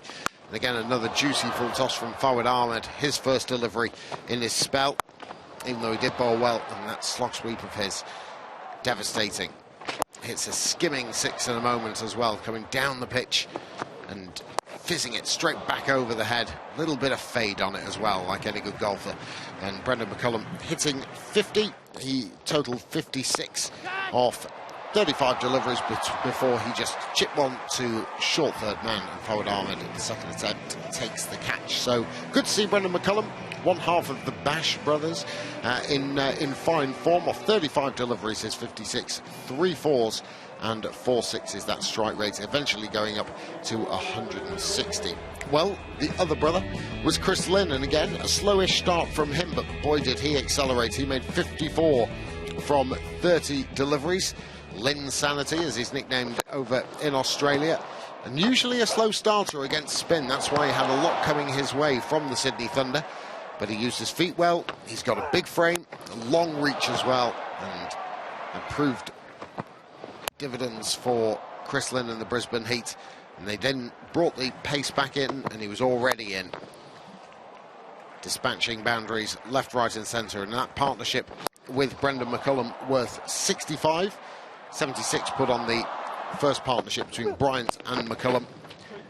But Lynn getting to his 50 in fine style, just chipping it over long on, and nicely caught by his teammate Brendan McCullum. So Chris Lynn, 54 from 30 deliveries, 4 4s and 4 6s. What happened next was a collapse of epic proportions. 6 for 16 in 21 deliveries. The first of those wickets to go was Chris Lynn, trying it again and holing out in the deep. Chris Green taking the catch over at deep mid-wicket. John O'Cook then absolutely stoned at LBW to get rid of Ben Cutting. And the Brisbane Heat fans would have been wondering what's going on. Then the big slog sweep from Matt Renshaw, caught by Gurinder Sandhu. No one really spending any time at the crease, just going for big shots straight away due to the platform that had been laid by McCullum and Lynn. Soft dismissal by Labuschagne back into the Brisbane Heat side. His first delivery chipping to mid-off. Sorry, his second delivery. And then another LBW. Green dismissing James Pattinson for a 4-ball duck.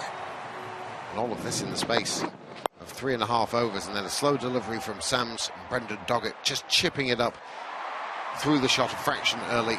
And John O'Cook taking a comfortable catch on the boundary edge. So 6 for 16 in 21 balls was that collapse from the Brisbane Heat. So we'll see if the Thunder can knock it off. Josh Butler, can he impress in his final game along with Joe Root for the Sydney Thunder before joining up with England? We'll find out after the break.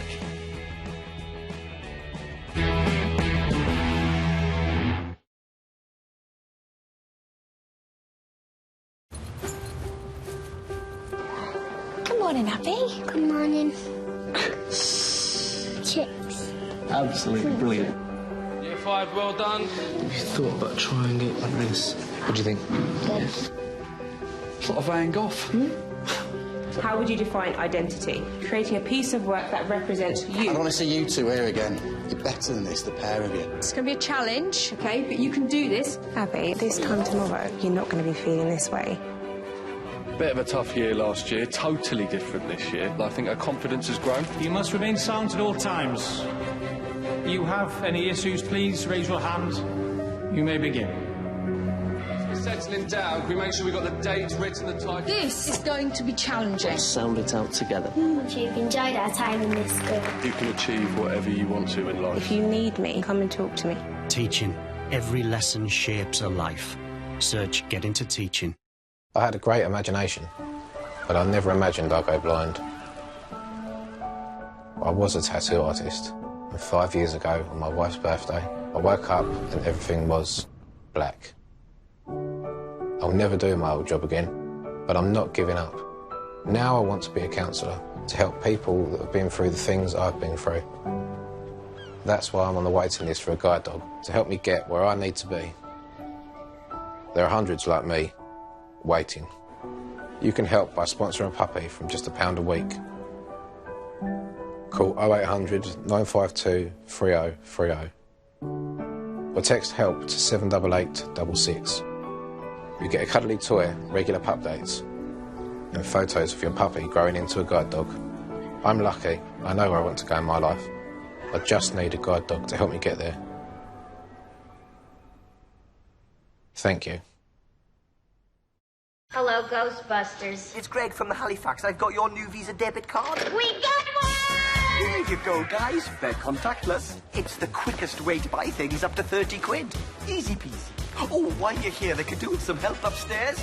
Oh, there he is. I ain't afraid of no... Oh, are you okay? He slimed me. Actual physical contact. I prefer contactless. Now go bust that ghost. No days.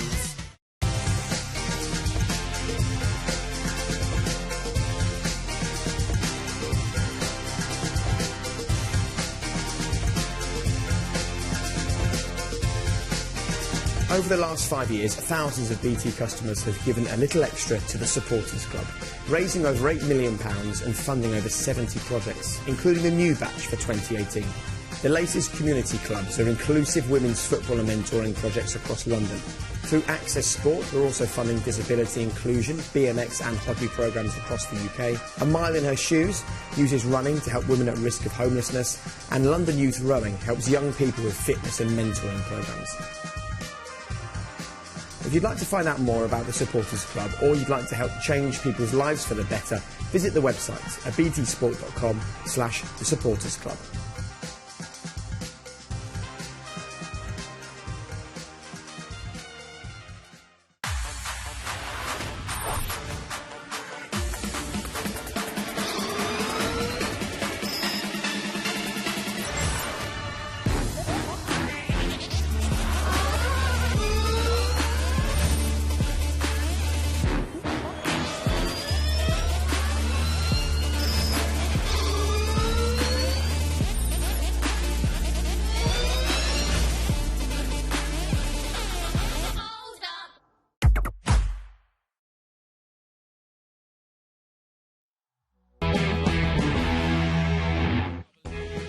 Welcome back to the Spotless Stadium. The floodlights are on, all the natural light has gone, and we're looking forward to the Sydney Thunder trying to knock off the total set by the Brisbane Heat. 187 to win for the Sydney Thunder. Well, there's plenty more Big Bash coming up on BT Sport over the next couple of days. Tomorrow from 8 a.m, it's the Stars versus the Scorchers. David Willey and co. desperate for a win for the Perth Scorchers, along with the Brisbane Heat near the foot of the table against the resurgent Melbourne Stars. And then we go to the women's BBL in a doubleheader in Brisbane for the Heat versus the Melbourne Stars. That's Thursday, 2:45 a.m, and then following on from that at 8 a.m, is the Brisbane Heat again against the Melbourne Renegades. Then Friday, slightly earlier time of 7:45, the Adelaide Strikers and Rashid Khan take on the Stars at the Adelaide Oval.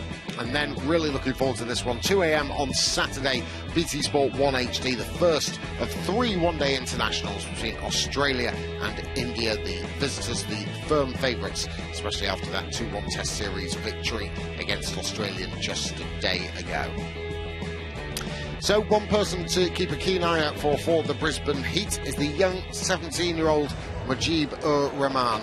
Mystery spinner, great start, boys, great start. A real good variation of deliveries. He played for Hampshire last year in the T20 class, watched him live many a time, and really is a foxy type of bowler, difficult to pick. Michael Klinger, hugely experienced campaigner, getting set up, beautifully done. That is a wonderful piece of bowling from Mujib, someone so tender of years, completely outwitting an experienced player like Michael Klinger, and then Mitchell Marsh holding out to Chris Lynn at backward point. So do keep an eye on Mujib. He's an exciting talent, the young Afghan international, and we'll look forward to seeing him in a few moments' time. But it's a big day for this man as well. Josh Buttler, who's the leading run scorer in the Big Bash League so far this tournament, just nipping ahead of Darcy Short, and it's his last opportunity to impress as he will join up with England, as will Joe Root, in a short space of time over in the Caribbean. Mujib's going to start things off. We head back to the Spotless Stadium, and Andy Mayer, Damien Flaming and Brad Hodge.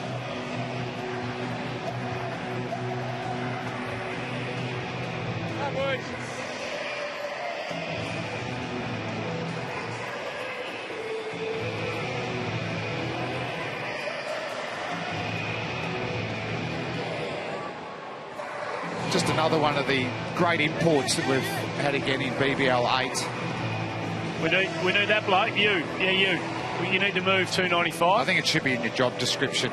Do you understand sight screens? No. Am I wrong? I think you're right. There's a good vantage point, though. You can understand why we're standing there. Good viewing. Well, it's on here, folks. Let's see what happens. And there's no one deep at fine leg. And, oh, jeez, Jimmy might have just kept that in, Pato. So, no doubt they'll have a review of this. Oh, they'll have a look, but... Well, there's some booing around it. Yeah, Bradley? I'll tell you what, Watto turned an easy 3 into a simple 2 there. What's he done there, Jimmy? Now, is that great gamesmanship? Has he tried to flick the rope back here? No, he's grabbed... That might be clean. That left hand, that's... Oh. Is it on, though? Well, his foot's still over the other side of the boundary. He's tugged that rope back. What if he did? Would have been intelligent play. Really clever. Jimmy Pato. Watch your left hand here. He just tugs it there. Oh, finger on the ball, he finger might on be the in rope. trouble. Yeah. Might be a boundary.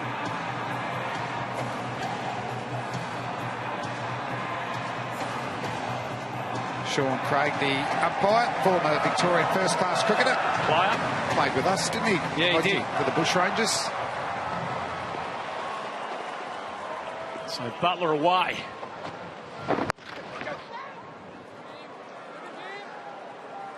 Well, Mujib will continue with this line on the stumps, but then use the current ball as well, just to get it out of the reach of Josh Butler, give him no room. Oh! And you know the Thunder are going to have to come hard in the power play to win this game. 9.3 and over required, so they have to maximise these 36 balls.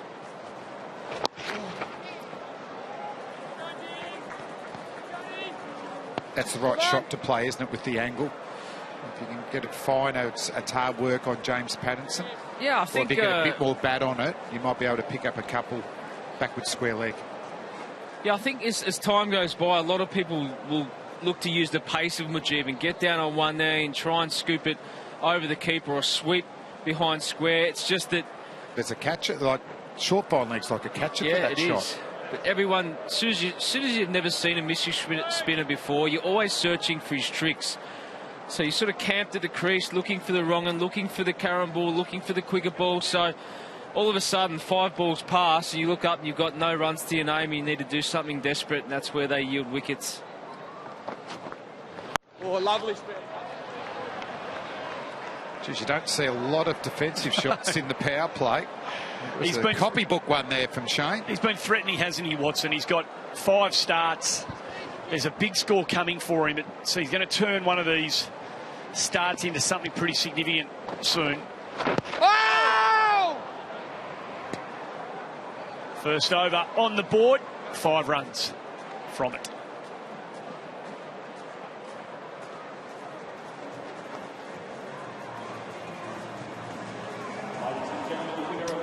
(22 off 19, 19 off 15, 20 off 14, 28 off 25, 14 off 13. The one miss here against the Scorchers from Watson's. Been really consistent without anything overly significant so far.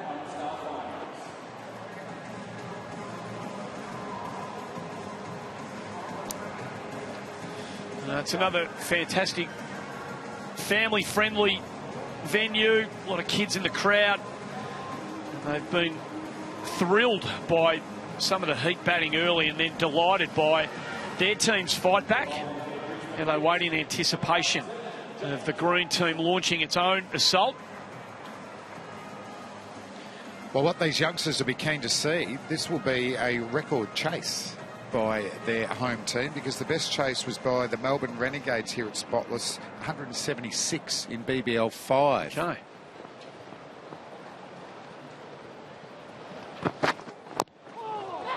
Did not pick that up at all. It's a tough one sometimes, the full toss though, Hodge, isn't it? You're looking at an area on the pitch where you think it's going to be, and it's only a split-second decision to go, where is it? Well, he's just indicating he did not pick that up at all. And it's one of them ones that if it does manage to york you, it's one of the most embarrassing dismissals you can ever find. They have to be aggressive towards Pattinson. Anyone that bowls with speed in this power play, you're going to have to go hard. That's a good ball.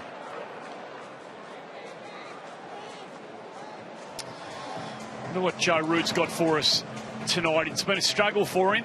We know that he's in the rooms thinking positively, trying to get himself into some sort of hitting groove. He'll want to go out with something pretty significant. It's been a frustrating... A bit of pressure too. I mean, he's got the gutsy call hanging over his head as well, going into this innings. Drowned many a man. It's a big shout. He's gone. Well, that's a massive breakthrough. It is the breakthrough. I'm not sure Butler's all that satisfied with the decision, but it's in the book. Yeah. No, it's well bowled. It's pacey from the big quick. It's on the money. That one just slanting in. I think it was going to hit middle and leg stump. That's the driveway of disaster for Josh Butler. That's the end of his BBL 8. Good appeal there from James Pattinson. Pearson, the keeper, backs him up, and look at the joy. 1 wicket down, and it's a massive one of Butler, out for 5, and it's 1 for 5. Open up, everything's waiting for you. You can go your own way, your own way. You can call it another lonely day.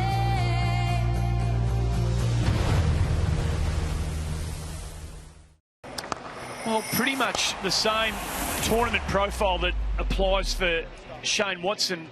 Likewise for Callum Ferguson, who got a first ball duck against the Stars at his most recent outing. But prior to that, a couple of 40s and been batting pretty nicely, Ferguson, in the tournament leading up to that first baller. So, again, he's been threatening to put something, you know, large on the board. Yeah, he's looked in good touch. That's probably just what he has to do as a number 3. Just take it deeper. A good start from Pattinson, isn't it? Yeah. He's made the move up to Brisbane Heat. You're picking a genuine fast bowler with pace. You want him to get wickets in that power play. Oh, good pace and bounce. This is good hostility on a slow, dry wicket from Pattinson. Let's have a look at that LB. It looked good from up here. Crashing in the leg stump. Good decision. Do you like the way he's looking, Flem? The way he's getting through the crease? Yeah, I'm hearing he's bowling very fast in Shield cricket. Having a little chat to him, he's still getting used to, you know, the back operation. And, you know, the pre-season bowling on, you know, the concrete indoors was hard work. But he feels like he's getting stronger, bowling quicker with every time he gets to the bowling crease, which is exciting for Australian cricket, the Brisbane Heat, obviously, and Victorian cricket, but mainly for Pato himself. Because in his short test career, he's got superstar figures. And I think, you know, for somewhere like England where he played county cricket, he'll definitely be a hard prospect to face. And there's Sams. We know he's the power hitter. Geez, that didn't come out too well. Half volleys. I asked for half volleys. Well, it's something of a new tactic, having a hit at half-time. I reckon he should stop right now. He's been batting really well. What are they batting on? Is it just the carpet in there, is it? Yeah. Great first over. Full of intent, James Pattinson. It's 1 for 6.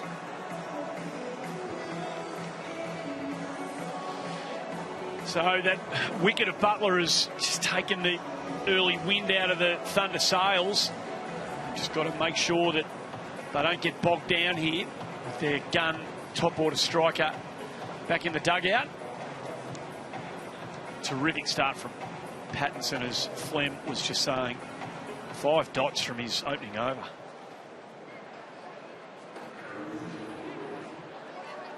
Well, if you've just got home and flicked it on to 7 cricket, this is the match summary so far. Brisbane Heat were sent in, and McCullum, Lynn and the Bash Baby himself, Max Bryant, belted them everywhere early.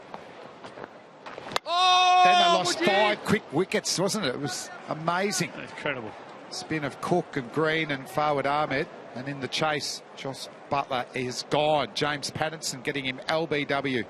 But 2 experienced batsmen in the middle now for Sydney Thunder.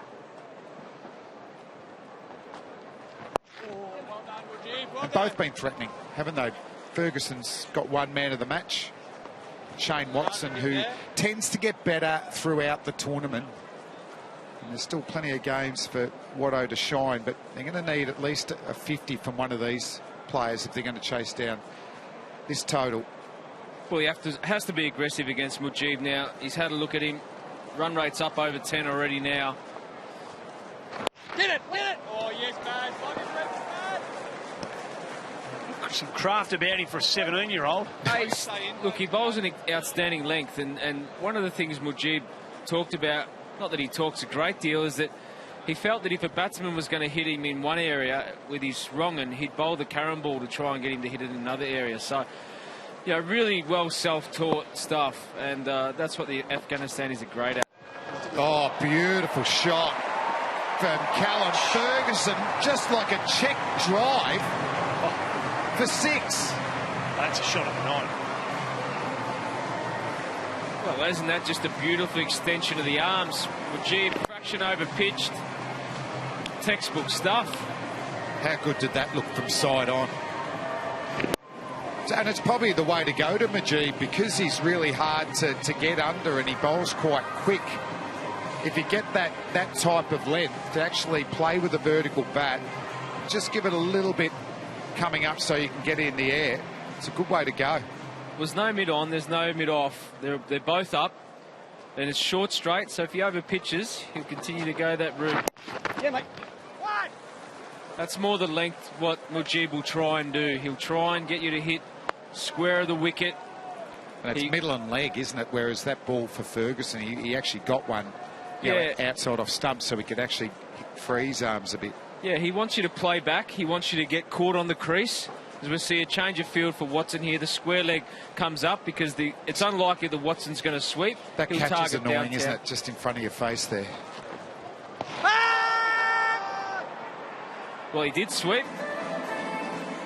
But that's the end of the over. It's 1 for 15. From the moment your journey begins, we're with you all the way. New places, new adventures, new friends, perfect moments shared. Create your perfect moment with Titan Travel, the escorted tour specialists. Book your award-winning holiday before the 31st of January with a deposit starting from just £40. Search Titan Travel today. At all protected.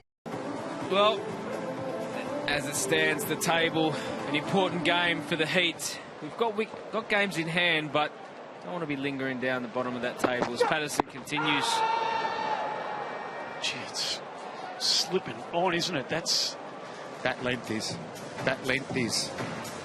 It's almost like it's picking up pace off the pitch. See Ferguson, he's late on that. Got the high back lift out to about first or second slip. We can see Patterson's tactics here. It's hard 4-day lengths, hard test match lengths. If you try something different across the line, I'm going to take your stumps. He doesn't want to give too much room outside off stump either to be able to free his hands.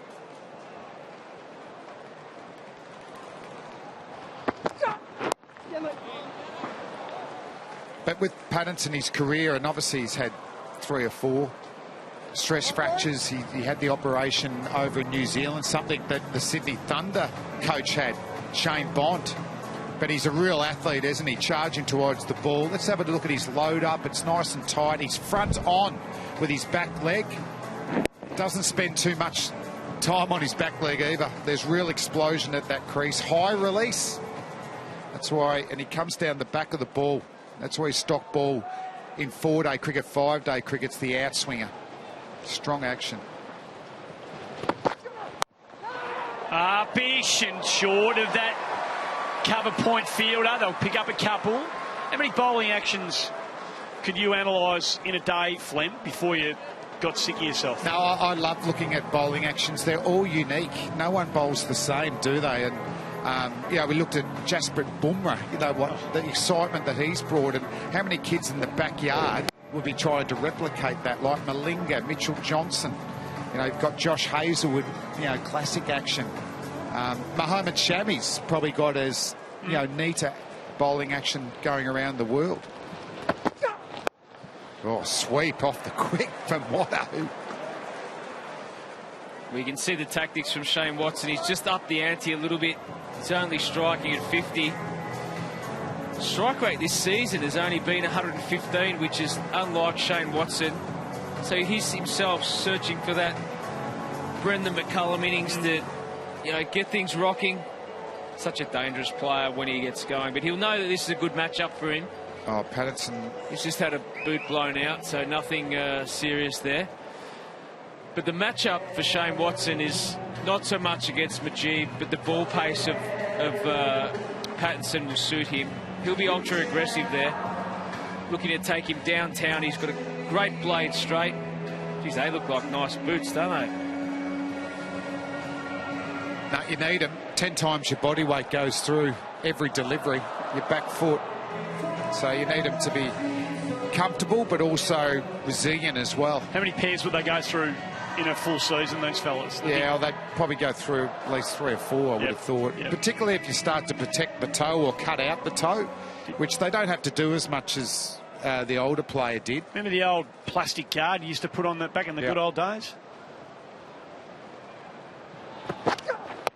Yeah, mate. Were you a plastic guard man, or was that a bit No, I wasn't before a your dragger. time? No, you weren't. Right. A dragger. I remember playing against Jeff Lawson. He had the toe caps. Yeah, right. So there was a lot more, I reckon, draggers years ago. Would actually be dragging their back foot across the pitch as they were getting it down. But I just think the modern day boot is more comfortable and protects that toe. You've seen Patterson's obviously having a little bit of problem with it. Another good over from the big quick though. 5 runs off. Yeah, look to take him downtown straight here. Bumper. So great tactic, wasn't it? Definitely looking to drive Drive that one. 1 for 20.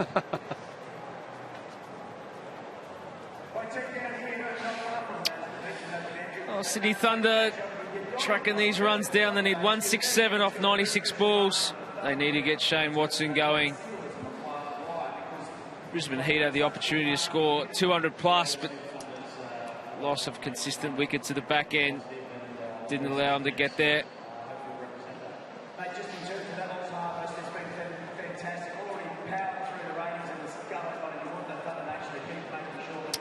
So it rolls around and a lot of cricket gets played. It's a chance you might miss a game here or there. And the last couple of days, these have been the major headlines from the BBL. The Scorchers, who we talked about a couple of times on the way through. Big game for them tomorrow to try and kick their season into gear. Finally, Joe Denley produced some form. We were there to see that. Hodgie, Hurricanes suffered their first loss last night down at Melbourne Stockland Stadium, largely due to the fact that Aaron Finch returned to the Renegades, and what a difference he makes to that team. Yeah, he does, and he helps the youngsters out as well. We saw Sam Harper have a man of the match performance at number 3 there, and Dan Christian continues the fireworks down the order. It's a great effort. Wait on, no run. Fireworks continue here with Brendan Doggett, who runs in, bowls swift pace up towards the 140s. Got a good bumper. Not known for his change of pace, so any sort of width here, Callum Ferguson will be trying to jump all over that, smash it square of the wicket. Would have thought Kit Mujib going for one more. He'll probably bowl the last one in the power play. It's high on the bat, but flubs it just over that shortish mid-wicket. Yeah, a bit of luck about that shot, wasn't it? The horizontal shot's been hard to play so far for the Sydney Thunder top order. Well, tactics have been good, haven't they, Flem? Yeah. You know, they've banged the wicket hard on a length. It's a lot shorter straight. The dimensions of this ground are... It's a lot more attractive straight, as we see a long on go back for Shane Watson, who likes that shot. Third man's come up, so they're all up on the offside. Deep square legs back, just to protect that area where he's strong in. And muscles it wide of that short, fine leg. Just looking for that shot, isn't he? That one pure hit. McCullum, we saw him take that. It's a full toss, wasn't it? That was he the full toss. Got the full toss, and that just seemed to relieve a lot of the pressure, and he got going after that. And Watson, you know, just hasn't been able to find that middle of the bat, get the timing right. But maybe, you know, time in the middle, as we saw with McCullum, it'll get a bit easier.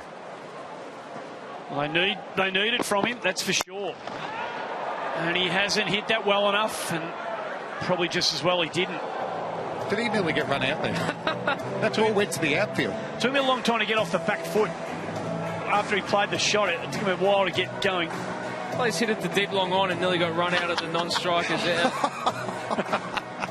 He was just casually checking the sights of the stadium out, I think. I sort of just, I followed the ball and then looked up and saw that he actually nearly dived into the crease.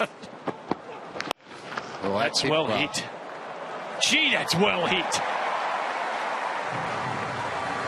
Well, it's just supreme batting from Callum Ferguson. Is again short of a length as the rain just starts to come down the stadium here, and he's just swiveled beautifully that, but it was more the length. He picked the length up early and he cracked it. He knows where they're going to bowl. It's just a matter of jumping on that, getting some opportunities. It's been threatening, the rain, and that's beautifully hit, but straight to cover. And Maxi Bryant, with a very sure and safe pair of hands, takes a big catch. Yeah, interesting footwork there from Ferguson, because he's been sweating on everything short. When he was brought forward, he's gone back, but it wasn't a real forward press into the ball. And it was wide, so he had to reach for the ball. And once it was in the end, there's an opportunity. So Doggett will take that. See the rain falling in the background, but 2 wickets in the power play already. Ferguson going, he hit the ball pretty crisp. In that 16, it's 2 for 28.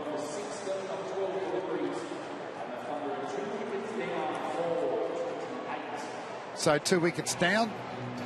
Joe Root strides to the crease. It's his last game in BBL 8. Looking to get more runs than his fellow Englishman. Joss Butler tonight, who got knocked over LBW to fast ball from James Pattinson.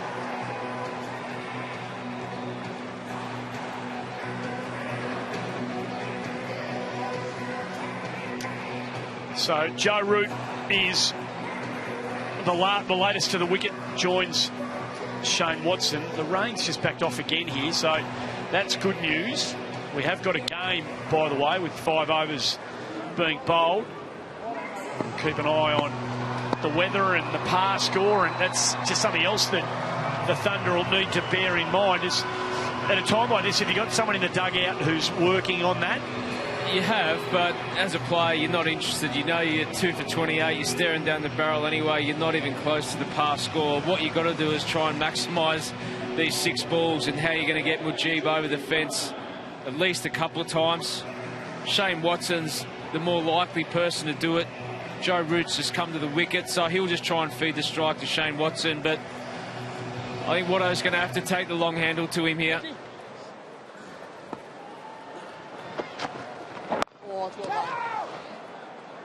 It's a great length, isn't it? You can't go and hit him straight back over his head. You're not getting any room to play the cut. The pull shot is risky. You know, it brings in LBW. Rain falling again. He'll get down to Chris Lynn in a moment to check in on the conditions. Well done, Mujib. Well done, Mujib. What's it like down there, Skipper? What's this rain doing? It's hanging around. It's niggly, isn't it? Can you got a weather forecast for me, a radar? Yeah, there's a bit of stuff around. Yeah, it looks like it's getting closer. That's why I reckon it's pretty crucial to get that wicket. Oh dear. Oh, that is absolutely gigantic. It's under the roof. Well, I think Dreras pumped one up there when he was here. Mujib can't believe it.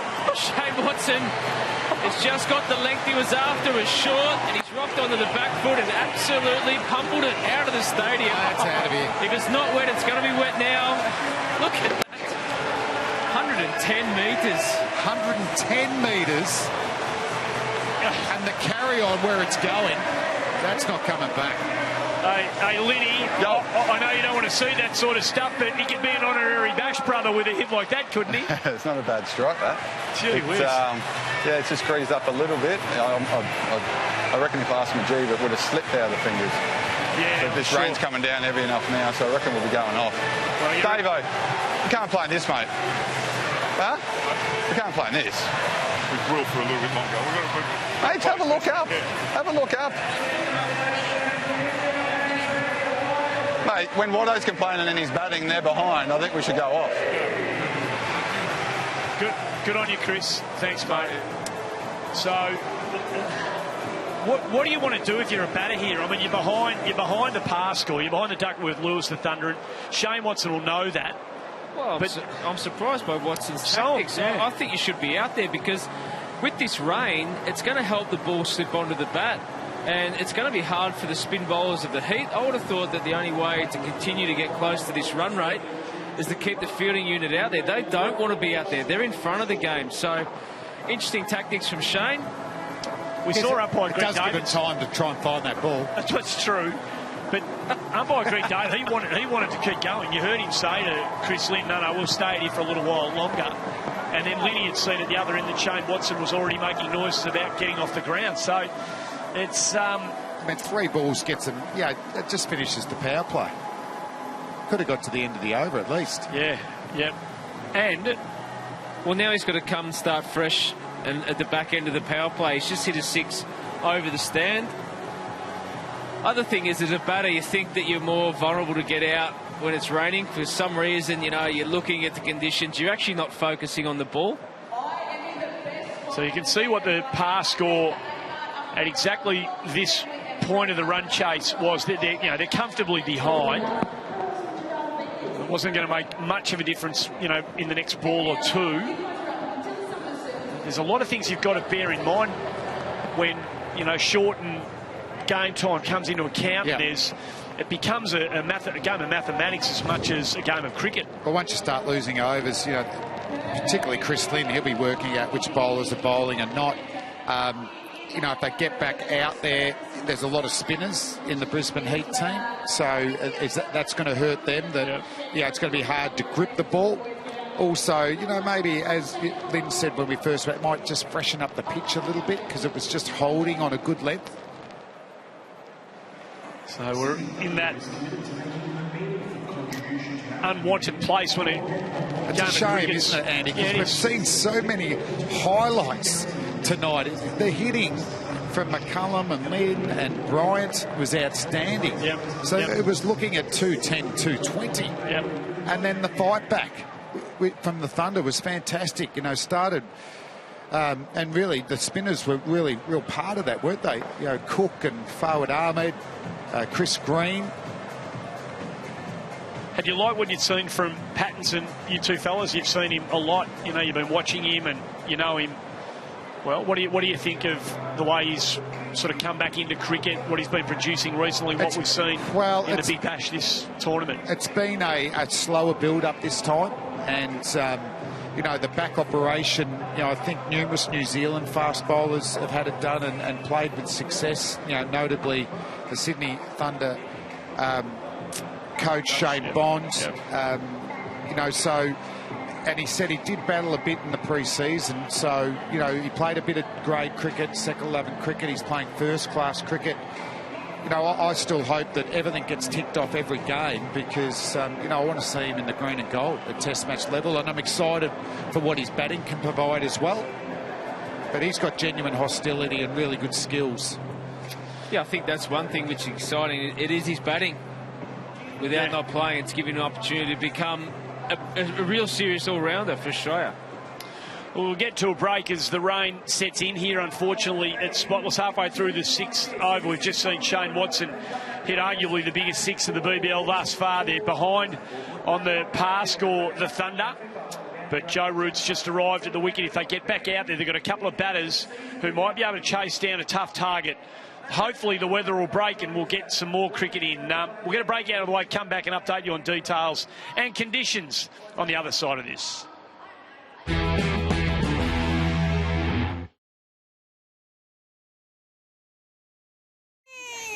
South Sudan is one of the most dangerous places in the world to have a baby. And this is because so many women die during childbirth.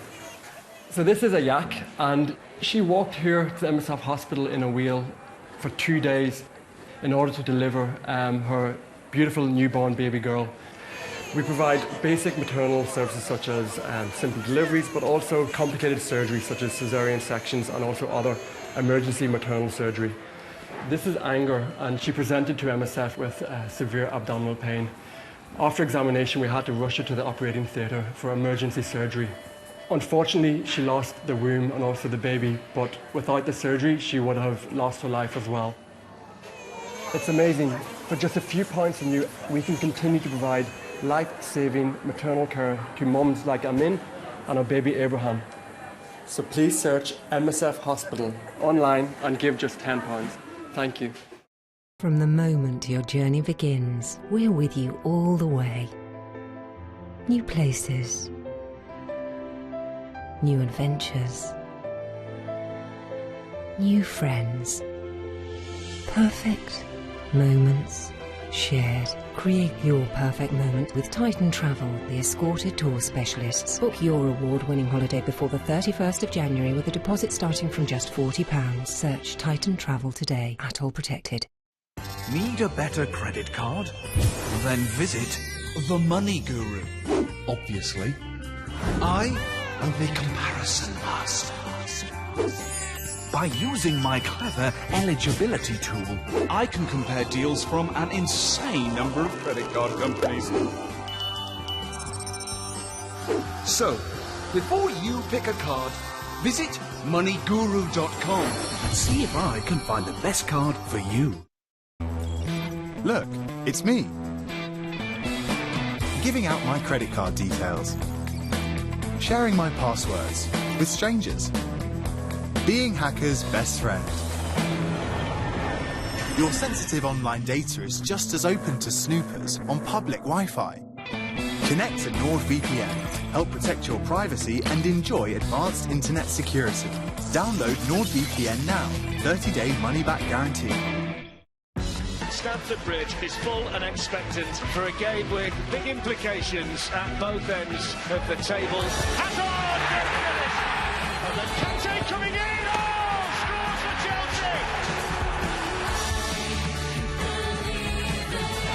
And it's the perfect start for Newcastle.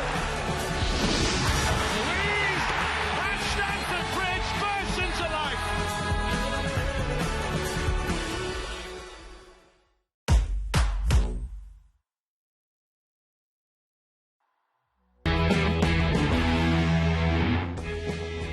Well, welcome back to the Spotless Stadium. As you can see, it's far from spotless. The rain is coming down heavy at the moment, and it was threatening a little bit earlier on. The forecast was predicted. We just thought we might be able to get away with it. We've got the majority of the game in, with the Brisbane Heat hitting 186 for 8 in their 20 overs. And when the rain came and the teams came off, well, the Sydney Thunder were 34 for 2 in response. 15 runs behind the Duckworth Lewis, so the Heat's in the box seat if the weather continues to be like it is. Let's just take a look at the wickets that have fallen then in the Sydney Thunder innings. And first to go on his last appearance for the Thunder for this big bash was Jos Buttler. Full delivery from Pattinson, good pace as well, 141 kilometres an hour, full and straight, and just getting through the defences of Jos Buttler, hitting him right on the back leg, and as DRS showed, it would have clattered into leg stump. And then Callum Ferguson was dismissed just before the break, and he drilled one straight to extra cover. Bryant, the fielder there, Doggett, the bowler, and Ferguson looked in good touch prior to that, but just might have had an effect on the Duckworth Lewis as well, just getting out before the teams came off for that bad weather. So that's how it was for the Sydney Thunder response. 34 for 2, 5.3 overs gone of the 20. There was a bright spot for the Sydney Thunder, and that came by the way of the captain. No, he didn't have a successful review. He actually launched one out of the stadium, 110-metre 6, bouncing on the roof a couple of times, and they've got to go and find a new kookaburra after that one. The young Mujib could only stand with his hands on his hips and watch that disappear into the Sydney night sky. Muscly, strong man is Shane Watson. Yeah, launching that over left field, and it was a sitter as well. It just sat up nicely for him, and he powered it over the deep mid-wicket region. So a little bit of something bright for the Thunder fans, and if they do get back on, then an opportunity for Shane Watson to try and capitalise, but it's a long way back from here, especially, well, I'm just thinking about it actually, with the rain that's coming down. If they do come back, maybe the Sydney Thunder's best chance is a rain-reduced game to try and knock off a lower total with 8 wickets in hand. Well, that Sydney, the Brisbane total of 186 for 8. The Bash brothers up front in Brendan McCullum and Chris Lynn. They had good days today. Brendan McCullum came into this with just 30 runs from 4 innings. Was in all sorts of horrible form, and you can see from the start of his innings here, there was just a little bit too eager to latch onto some of the bowling that was coming down. Not an easy particular pitch to score off, but it is when you don't use the pitch. And he got off and running with a low full toss, and that's all he needed to start the feet moving. Those quick hands of his. He had another juicy full toss from Fawad Ahmed's first delivery. He's not going to miss out on that. And how often we have seen Brendan McCullum slog sweep and pull his way to big scores in T20 cricket. That's my favourite shot, going to 50 with a 6. Just a little bit of fade off a skimming straight lofted drive, and this is the way he got out. Sandhu just getting one to lift a little bit too close to cut, and the catch finally taken at short third man by Fawad Ahmed at the second attempt. See his annoyance at getting out that way, but it's good to see him back in the runs, Brendan McCullum. So he made 56 from 35 deliveries, and in that included 3 4s and 4 6s. Well, he was joined by Chris Lynn. That after a good partnership between Bryant and McCullum of 76, but then Lynn, the captain, who's a notoriously slow starter against spinners, so the Thunder tried that tactic, and he responded with some blistering shots down the ground using that big frame of his, long reach as well, and Lynn's sanity blasting the ball to all parts of the spotless stadium. He brought his 50 up with a 6 as well, making 54 from 30 deliveries, 4 fours and 4 sixes in that Lynn innings. Opportunity there, good one, good attempt, but to no avail for the Sydney Thunder, and there is the shot that brought him to 50, just chipping it over the top and nicely caught by his teammate Brendan McCullum. So Chris Lynn, 54 from 30 deliveries, 4 fours and 4 sixes. So things are going nicely for the Brisbane Heat. 155 for 2 they were halfway through the 14th over, and then came the collapse. England cricket fans will know all about these. In the past, they lost 6 for 15 in 21 deliveries. Did the Brisbane Heat. It all fell apart for them. Ben Cutting, plum LBW to John O'Cook, the leg spinner.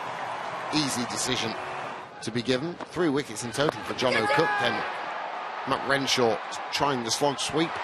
And his second ball, Gurinder Sandhu taking a comfortable catch at short fine leg. Fawad Ahmed had found his length by that time. Picked up a second wicket with Labuschagne back from the test side. And a second ball duck for him. Fawad Ahmed once again the bowler, so that moved them to 157 for 6. And James Pattinson, again, easy decision as Chris Green bowls a full one. Pattinson plumb in front, and then the slow delivery from Sams. And John O'Cook takes a very comfortable catch on the boundary edge to get rid of Brendan Doggett. And so that collapse meant that the Heat could have got a few more, possibly 200, maybe even 210, but they would have been happy at 186 for 8. That collapse of 6 for 16 in 21 deliveries. McCullum and Lynn both with half centuries. So the Thunder are behind the 8 ball at the moment via Duckworth Lewis. So much depends on whether the rain desists. We shall hopefully find out more after this break.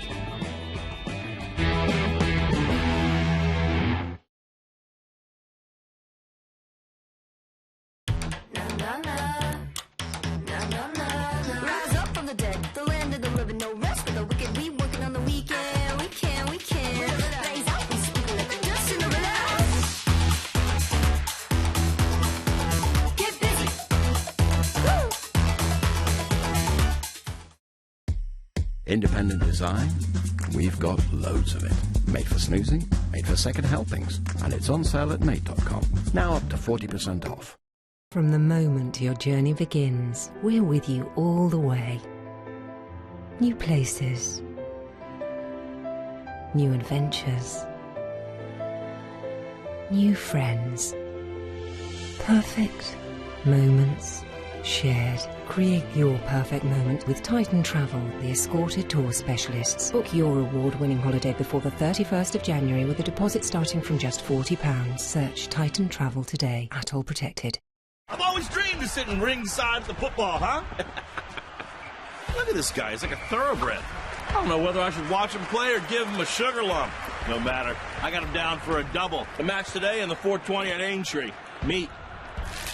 Oh! Don't bet silly. Bet savvy. The new Build Your Bet has thousands of combinations to choose from. So why request a bet when you can easily build your own and get your price instantly? The smart money's on Coral. Todd Doors make finding the perfect door easy. Just visit todddoors.co.uk or one of our showrooms and our trained experts will help you choose from our huge range of quality doors. Everything from our Essentials range to our Deluxe Charles Todd range. Plus, with our price match guarantee, we won't be beaten on price. With over 40,000 doors in stock, you're sure to find a door as individual as you are at Todd Doors.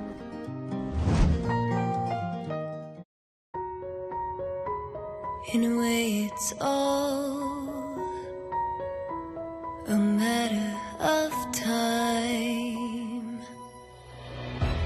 You're not alone. I'll wait till the end of time.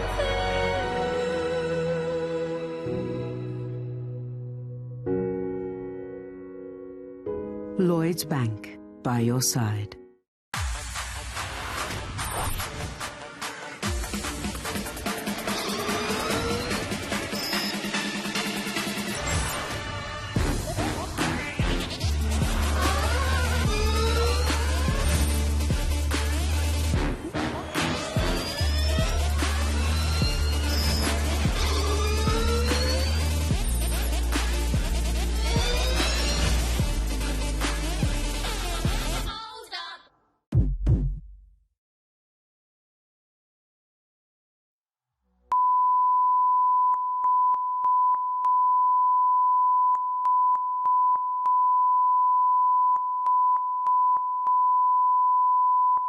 with the Sydney Thunder 34-4-2 in response to the Brisbane Heat's 186-for-8. 15 runs behind the Duckworth Lewis are the Sydney Thunder, so they're desperate to get back out there. The Brisbane Heat possibly not so, considering where they are in the table. They've only had one win from their 4 games, and they and the Perth Scorchers down on 2 points. Bit of a gap between a cluster of teams on 6 points, so they won't mind this rain too much. As long as it washes out the rest of the game, they will get the points from today's game should the situation remain. But the Sydney Thunder 34-for-2 as rain has stopped play. So whilst we wait for the rain to stop, we shall give you some masterclass and some teaching from some of the best. We're going to be talking about fast bowling and the art of fast bowling, and you're going to hear it in the company of Michael Vaughan, Mitchell Johnson and Damien Fleming.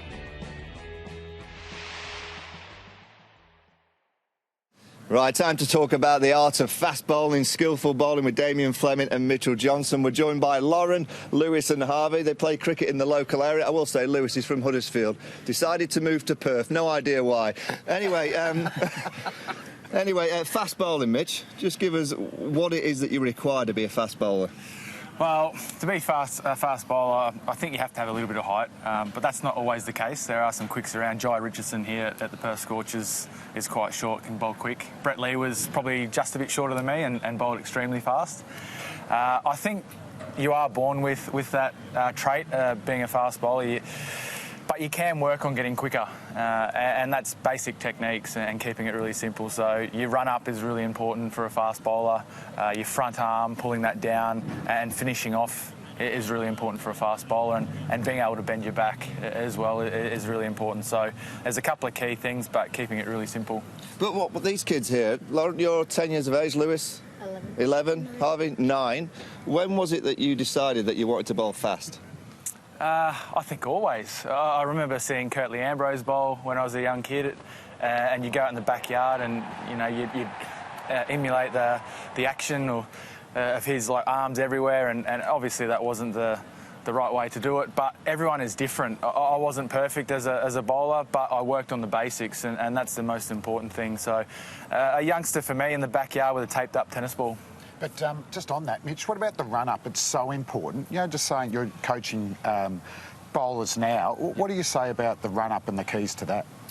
Yeah, well, the run-up is probably one of the most important things, I feel, and you need to get the right pace. I worked with Dennis Lilly coming back from my toe injury in 2011, and we actually would run with my eyes closed and get that feeling of the run-up and being comfortable with it.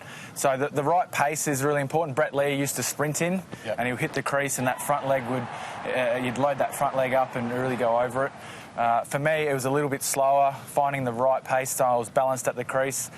Some are different. A lot of guys do like to tend to go a bit quicker. But for me, it was finding the right speed, isn't it? You don't want to start quick, go slow, then fast, because that's not rhythm. So that run-up where you shut your eyes, were you releasing balls at the end of the run-up or just delivering the run-up?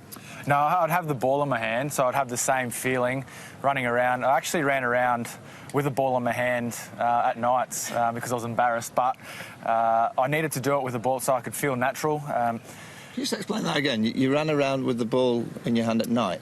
Yeah, I didn't run into anything. I made sure I knew where I was running, so it wasn't like I was running around the whole time with my eyes closed, but I would do it just to get that feeling. But with Dennis, we would go into a net session and we would work on...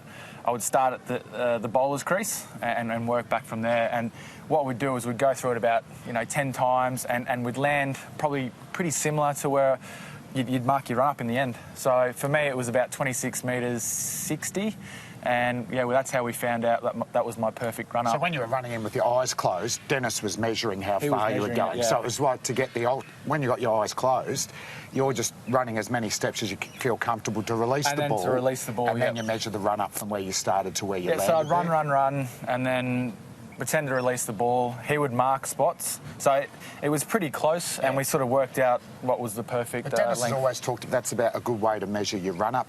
And just another thing on what you're doing there, Mitchell, you see how he's pumping his arms there? It's interesting. You see, really your run-up, you might as well be a runner, like an 800-metre runner, the build-up and all that, but you chuck a ball in someone's hand, and all of a sudden we start running differently, aren't we? Yeah, so you're actually a runner with a ball in your hand, and by pumping your arms that way, that's getting you towards the target. It helps with your load-up, doesn't it? Yep. And it helps with your non-bowling Just explain the load-up.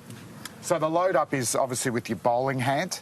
And the problems I see, once you've done a good, reasonable run-up, well, the problems I see with kids, Forney, basically, and Mitch, you might feel the same, kids running in, then jumping in at the last minute into the stumps. So then all of a sudden the body's got to go back to where you want the ball to bowl, and you're falling away, there's a bit of side flexion, and really it's really hard to get your wrists and fingers behind the ball. Or the opposite, running in two straight, jumping out, but you want to get the ball back on off stump, so then you fall away that way. So really you want momentum, forward momentum going towards the target. And it starts with your run-up, though. So the more you have an angled run-up and jump in or out, it's making it hard to get the ball down to your target. And just going on the back of that, that momentum going through, everything has to be going straight towards your target. As soon as you're falling off or going one way, all your energy is not going towards the batsman or the stumps that you're aiming at, and you lose pace. So that's, to get pace, you need to have that run-up pace right.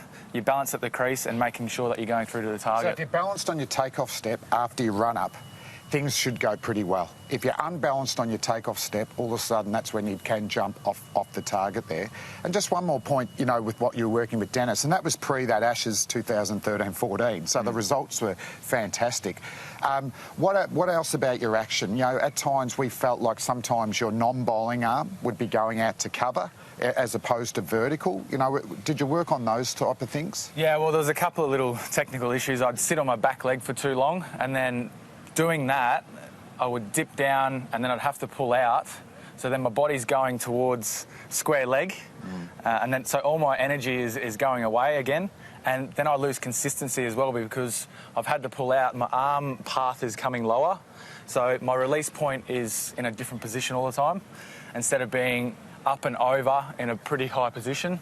I was never a high bowler, but when I got it right, it was in that sort of position there where I could release it the same every time. So that's a pretty common fault, that, you know, spending too much time on your back leg, then you sort of fall away, then you've got to take time to, well, I'm unbalanced now, I've got to get back up to release the ball.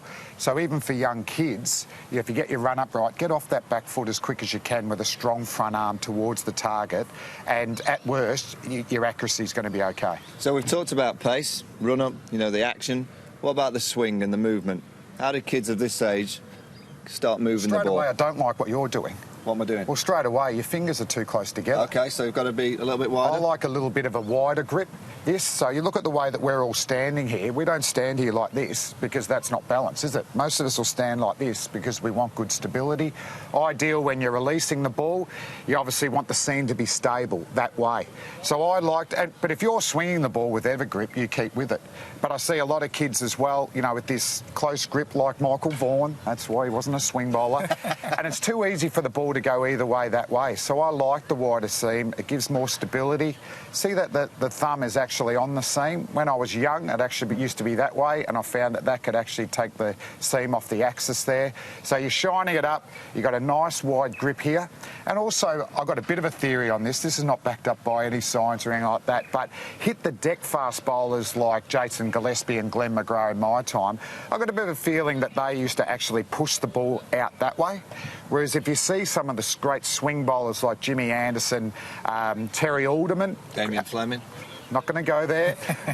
They all had wide grips. Well, Jimmy does now, but I reckon they go down the back half of the ball. And by getting more revs on the ball backwards, I think that actually helps with the stability, and also the air seems to like that, and it sucks it that way to, and I'm talking about a right-hand bowler to a right-hand batsman here, and obviously the length, Mitch. You've got to get the length right. And I reckon that's the one that even test match cricketers struggle with, and we see with England this series. Adelaide, day one, was a good example. Root sends Australia in. Anderson and Broad bowled too short. cues for me if I was bowling too short, Vaughnie, was there's a sponsor sign about 3/4 of the way up on the stumps. I used to focus on that for my stock ball, and I wanted to get them cover driving. If I was having a day that I was bowling too short, I'd actually look up at the bails. So that would actually get my length up a little bit. And then if I was bowling a bit full, I'd actually look at the base. So I wanted to be able to coach myself in game, in real time. Well, I reckon we need to show these kids. Come on, kids. Mitch, you start with your run-up. Yep. I need you, actually, because in England we have struggled to produce consistently fast bowlers, 90 miles an hour plus. This is your chance to help England out, so come on. No worries. Happy to. Come on, Harvey. Lewis, Lauren. Where are we going to start in this net? Whoa, here we go. All right. Well, I just want to see what you guys have first. So, Let's start with Lewis. Where would you run in from? Lewis, you bowl the first one. Let's go into this net here. So we've got a right-hand batsman on strike. So we want you to aim for the top of the off stump. Oh, hello, that's good. Not bad, not bad. Bit of shape there. Move on. No, that was beautiful. Good stable seam, wasn't it? Now, Lauren, Mitchell Johnson should be perfect for you. Your left arm over. Show him what you've got. She's gone straight round the wicket. It's going to hit. There you go. Middle and off. That's how we do it. Middle and off. Alrighty. Come on, Harvey. Have a little look there. Look at his...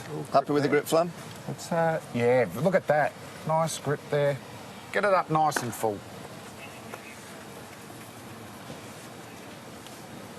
Oh, yeah. Oh, there you go. Boom. Inseamer. Now, I noticed from Lauren, Mitchell, that, you know, the follow-through. You talked about the run-up, talked about the action, the release, but the follow-through is so important as well. And Lauren's was a little bit, you know, just a little bit stoppy. Yep. Now, how could you teach a young girl of 10 to kind of get the follow-through going down the wicket? Well, one thing is keep going towards your target. Keep thinking about that. And also to follow through, think about going through past your right knee. That was one thing I worked with Dennis a lot, Dennis Lilly, and that actually gets you a bit of late swing as well. So that means you're going to get behind the ball and you'll be long in your action. So the ball will probably go fuller as well and you'll get right through. Long in your action. Long in your action. And the non-bowling arm, isn't it? For Lauren, we just want to make sure he gets a bit higher. Almost feel like you're grabbing the stumps and pulling them towards yourself. I think young kids can get a bit shy of following through as well because they're maybe a bit worried of the ball coming back to them. Yeah, you will lose sight of the ball, what's happening at the other end slightly when you do follow through. Your head does dip down, but it comes up quite quick. So, yeah, I don't want kids to be shy away from that follow through or really get through. Yeah. So I heard, you know, people like Shane Warne talk about spin bowling, and they say at this age, just spin it as hard as you can. Would you be advising kids of this age to just try and bowl as quickly as they possibly can? Because, you know, my little boy and girls play in kind of quick cricket, and they get penalised for bowling wides, so they end up kind of just bowling safe and straight. Would you be encouraging these kids to bowl as fast as they can at this age? Well, yeah, I'd like them to work on the basics, but, yeah, go and have fun. I think when I was, 12 years old, I was just trying to rip in and bowl as fast as I could. Didn't worry about my action too much. I saw someone on TV and I tried to follow what they did, and Brett Lee was a hero of mine, and like I said, Curtly Ambrose. So it was in the backyard bowling like this, which was probably not a good action for me. It worked for him. So everyone's individualised. Quite good too, isn't it? Like, we've got James Anderson at the moment, and I just love his action. He doesn't waste a step, does he? His take-off step, he's balanced. Where he lands is fantastic. His feet are really aligned. And the great thing about Anderson, what I like, as opposed to most of us other swing bowlers who might have a stock ball and outie, but the in-swing is pretty obvious. For Anderson, all he does, he just changes the angle from there for his outie to there for his innie. So he doesn't give any cues away to the batsman. But back on the pace, bowl as fast as you can. Just explain the alignment again. Well, ideally, you want to have your feet as aligned as possible like this, and James is quite side on this way here, so you want to maximise your height. And the other thing that James Anderson does, and he gets criticism for it, but there's a reason for it, that he doesn't look where he bowls the ball. When he bowls and he's looking out to cover, the reason he's doing that is he wants to maximise his height. So he doesn't want to release there, be looking at the ball. He wants to release there, and he doesn't need to see where the ball's done, because guess what? The work's already been done. The work's already been done by the time he's released the ball there. So, sorry, with the alignment, people who jump into the crease tend to go there as well, so then you've got to bowl around yourself, so you're losing pace. If you're swinging the ball, it might go through the arm. And obviously, if you're out too much that way, there's a lot of side flexion that obviously leads to a lot of back injuries there. So ideally, you want to be nice and aligned. I reckon James Anderson is almost the complete action, and his skills are, you know, off another planet, really. Kids, do we want to see Mitchell bowl a ball? Yes. Yep. Come on. Do we want him to bowl to Michael Vaughan? Yes. Hey, come on. Okay, I'm happy to I'd need all the protection. Can we borrow some kit? It's only a two-piece. They don't swing too much, but... Mitch, what are you going to try and bowl? Well, it's a good question. Well, this is putting you under pressure. I'm no Glenn McGrath, so I can't let it on a 20-cent piece. You know how you're visualising Curtly Ambrose? Who was the batsman you disliked most? Can you visualise him right now before you release the ball? And can Well, you it's tell only us going to who be it one is? ball then, isn't it? Who did you like getting out the most? Who did I like? Getting out. AB de Villiers. There you go. Because he was so good. He came in so calm and very tough to bowl. What about It was a ego-wise? challenge. Who did you just think, I want to knock this? Okay, he's going to bowl. All of them. Watch Any this, kids. batsman. See if he can swing it. All right, I'll try and swing it. I need to give it a bit of a shine first, so...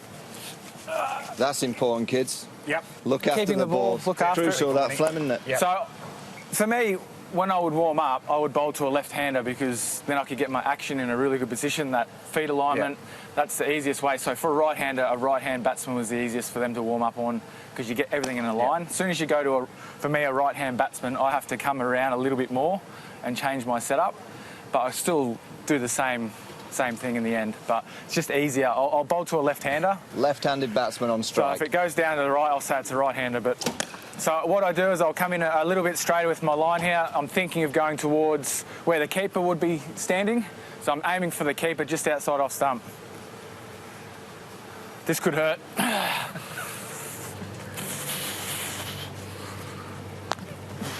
Oh. Let's try and copy exactly what Mitchell did there. I know it's difficult. Oh, that's lovely.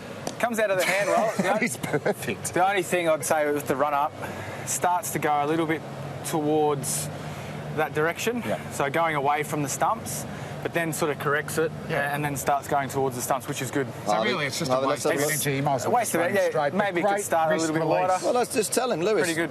Got a point about your run-up. With your run-up, do you feel like you go towards, say, square leg, a little bit? Yeah, it's about halfway down, you start to wander out, but then you correct it and you go straight through. Put him right. Yeah, I'll show you He's a now. Yorkshire lad, Mitch. We need a few bowlers. You're starting about here normally? Yeah. Okay, so what I want you to do is take a step this way. It might feel very awkward, but you can see like there's a few marks there. So if you run towards... It's a lot easier if I put some tape down at the end, so you can We've got look where you want to cones land. here if you want, just where he starts to go out. Do you want me to put him down there? Yeah, we can put him down here. So you should be landing in here. We'll go inside that. Does that look all right? Yeah. So just run straight towards your target. Oh, there we go. That's a beauty. Perfect. What a delivery that is. A very good release for a young man. Yeah, you run up, you can work on a little bit. You've got the target. You know, there is a little bit of a stutter halfway down there. You know, you just want to be running like a normal runner. But, you know, skills-wise, normally you're trying to teach kids to swing the ball. Yeah. Well, if he only has to work on his run-up, that's a bonus. Harvey's got a question for you. Yep. Go on, Harvey. When did you decide to do bounces? When did I decide to do bounces? So I think he wants to know, when do you decide to bowl the bouncer? When is it in your mind? Is it on the way back to the end of your mark, or is it the end of mark? When do you have that moment and go, right, the bouncer's due to be bowled? Well, for me, the bouncer was one of my strongest deliveries. So I would use it to set batsmen up. And especially on a wicket like this where it's bouncing fast, it's good to use. But I would say if I bowled a ball, I'd walk back to my mark, I would be relaxed, I'd be looking into the crowd, just trying to free my mind. Once I got to the top of my mark, I would tell myself if I wanted to bowl a bouncer, I would say bowl a bouncer at this guy, at this particular ball. So I'd be relaxed on the way back just so I could be free and relaxed and then come back here and make sure I'm focused. I want to bowl a bouncer this ball. What do you look for? Do you look at the pitch where you're going to land it? So I've tried those things out. I've tried feel. I've tried looking at certain spots on the wicket. Look at the helmet or chest things area. like that. So for me, it was more of a feel thing in the end because I would do enough of it in the nets. So I would basically have 3 deliveries in my head. It would be Yorker, top of the stumps, or bouncer. That was it. So obviously, if I was setting a batsman up, I wanted to go a bit wider. I would tell myself that, and that's how I sort of operated. Can you bowl as a bouncer? I can try. Jeez, I'd love to see you down there, Vaughnie. So for me to bowl a bouncer, it's an extra effort ball as well. So you really have to be focused on pulling that front arm down and getting through. So that's sort of like bending your back in a way, that finishing off. Left hand or right hand? What are we going for now? We'll say it's Broady. Stuart Broad's on strike. Maybe it's always Broady. It's always Broady. We just fished. We got it. Good luck, Stu. Don't get on the front foot, Stu. Oh, that's... get out of the way of that. Sway, duck and leave. Guys, that's been tremendous. I hope you've learnt something, kids. Lauren, Harvey and Lewis. Continue playing, enjoy it. It's hard work. Try and swing it, try and bowl quickly. Mitch, you'll be playing in a week or so's time in the Big Bash, so you'll see a bit more of Mitchell Johnson. Not so much of Damien Fleming, but back to the con box. So, great stuff there from Mitchell Johnson, Damien Fleming and Michael Vaughan. Well, you can see the situation, I'm afraid, at the Spotless Stadium. Things haven't changed too much over the last 20 minutes or so. Lots of ponchos on and umbrellas up and people cowering under the stands to try and get rid of, or try and stay away from the wet weather. It's bouncing down there at the Spotless Stadium. It was predicted, unfortunately, with play suspended due to rain. We hopefully will have more information for you in a few moments' time after this break.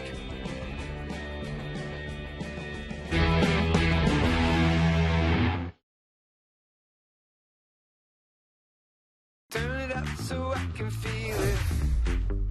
Loud enough so I can get near it. Powerplay, yeah. Flying at the speed of sound. I'm orbit like a jet pilot. Ain't no gravity trying to fight it. It's how we flow, yeah. We ain't never coming down.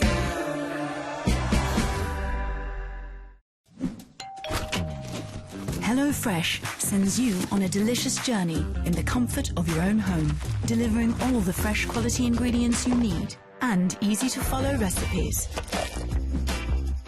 Try something new from our delicious weekly menu. Make it from scratch and then simply enjoy. Make dinner time delicious and get your first box today. HelloFresh. Dinner is solved.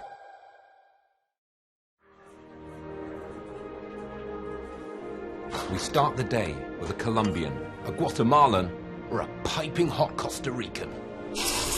And a Danish to go. We drive German, Japanese, German, and we ride Taiwanese. We watch American movies on Korean tablets. And struggle with Swedish flat packs.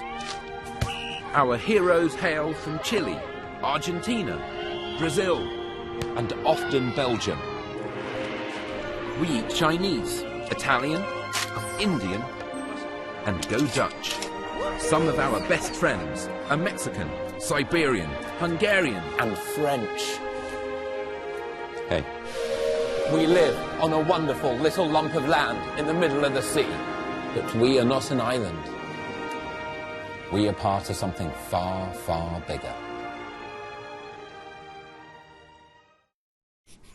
Do you want to see Dad's new car? Yes. What do you think?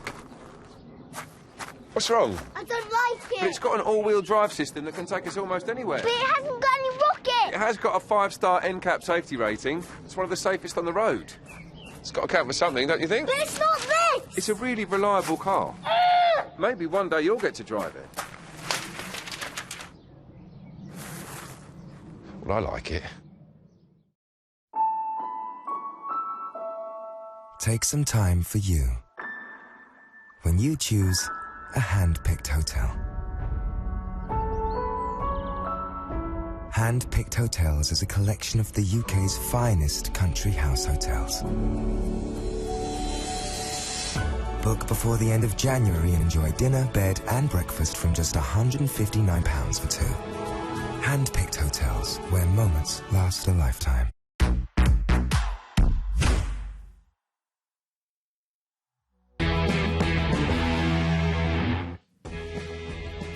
Well, welcome back to the Spotless Stadium. That is the scene at the moment. Some fairly wet umpires underneath their umbrellas and having a little scan of the stadium. The rain's still coming down very heavily, and it looks very unlikely that they will get back underway. The game hasn't been called just yet. We're hoping for more information relatively soon as to when that does occur. So let's take a look at what has happened over the course of this match. We'll start with the wickets that have fallen in the Sydney Thunder chase of 187 runs to win, with the Brisbane Heat getting 186 for 8. The first wicket's fall was that of Josh Buttler, who's the top run scorer in Big Bash 8 this year, but his final innings before he meets up with his England teammates over in the West Indies wasn't a successful one. He was LBW to Pattinson, striking him right in front on the back leg just below the knee roll, beaten for a little bit of pace, 141 kilometres an hour for Josh Buttler's dismissal. And then soon, just before they came off for rain, it was the loss of, you can see it coming down there with Callum Ferguson being dismissed, caught by Max Bryant at extra cover off the bowling of Doggett. And that might have had some effect on the Duckworth-Lewis.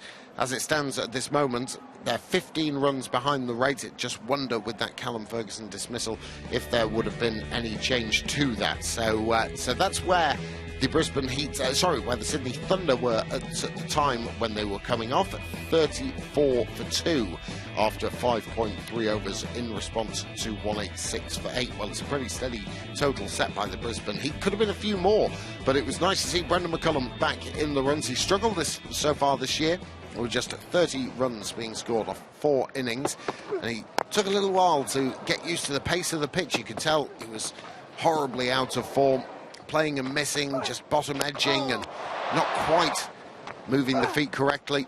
But then once Chris Green bowled in that lovely juicy full toss, he was away and the feet started moving. A real atypical shot of Brendan McCullum, that one, dancing down the pitch and pulling over deep mid-wicket. Fawad Ahmed gifted him another boundary with his first delivery, and then that slog sweep in the same over, launching over towards deep mid-wicket. So Brendan McCullum reaching his 50 with a thunderous skimming 6 down the ground, and he back on form for the Brisbane Heat. Nice to see that for him. His dismissal was a soft one, comparatively speaking. You can see his frustration as he punches the bat. Second time of asking from Fawad Ahmed down at short third man off the bowling of Sandhu. So that was how Brendan McCullum's innings finished. 56 from 35 deliveries, including 3 4s and 4 6s. Well, he and Max Bryant put on 76 for the first wicket. Another good partnership followed of 65 between he and Chris Lynn. Chris Lynn, the captain of the Brisbane Heat. Chris and the Bash brothers, Lynn and McCullum, and slow starter against spin. That's why the Thunder tried that tactic against him, but with that big frame of his, those long levers, as a big man is Chris Lynn, and he decided to go on the offensive right from the off, clubbed back over the head when the seamers came back on. The spin didn't work, and nor did the seam, and Chris Lynn went on to a half century. Very nicely played by the Brisbane Heat captain, hitting 4 6s and 4 4s. Yes, it was dropped. Tough chance, though, that one. And even if he had caught it, probably would have fallen over the boundary rope. That's the shot to get him to his 50, clipping it over deep, long on, and caught very nicely by Brendan McCullum, who was just about to do an interview. So that was how Chris Lynn did it. 54 from 30, 4 4s and 4 6s as well. And so at that point, Chris Lynn and Brendan McCullum had got the Brisbane Heat to 155 for 2, and then a remarkable spell in the middle order where 6 wickets went for hardly any in that middle order. The first to go was Lynn, who was caught by Green off the bowling of Jono Cook. And then Cook getting his 3rd wicket, getting Ben Cutting trapped on the crease. Very easy decision. Cook, nice figures for him today. Matt Renshaw came and went fairly swiftly, just top edging a slog sweep to Sandhu. That's a short, fine leg. So the first wicket for Farwad Ahmed. And he picked up his second one soon after, with Labuschagne coming back from the test side and being dismissed, just caught very simply at extra cover. Chris Green got the wicket of James Pattinson. LBW just trying to move his feet, dancing down the pitch, but unsuccessfully on this occasion. And then Sam's picking up the wicket as well, just chipping to Cook at long off the bowling. Brendan Doggett's the wicket off the bowling of Sam. So that's the match situation as we have it at the moment.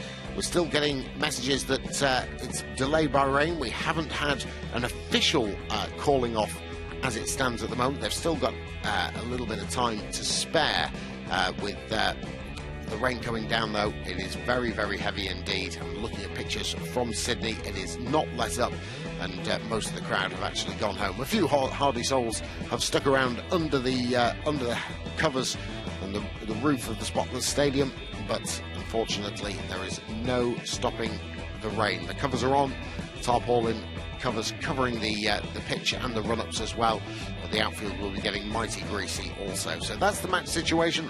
15 runs behind are the Sydney Thunder on Duckworth Lewis Stern, and the Thunder, who had a reasonable start to the season, but a little inconsistent. 3 wins and 3 defeats from their 6 games. The Brisbane Heat have played 2 fewer games. They've played 4, but they've only got 1 victory to show for it.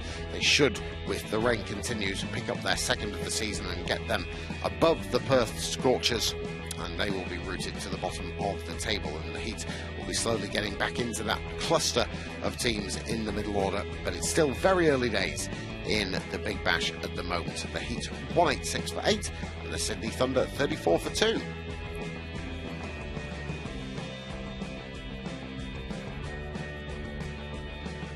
So plenty more to come over in the near future on BT Sport. Lots of Big Bash. We're going to tell you about what's going on tonight, though. We've got League One of French football, Nantes versus Marseille tonight from 6 p.m, BT Sport 1 HD. And then we've got the review of the 4th Test, India versus Australia at the Sydney Cricket Ground. That's tonight on BT Sport 2 HD from 6 p.m. And then the French Cup, Lyon versus Strasbourg tonight from 8 p.m, BT Sport 1 HD.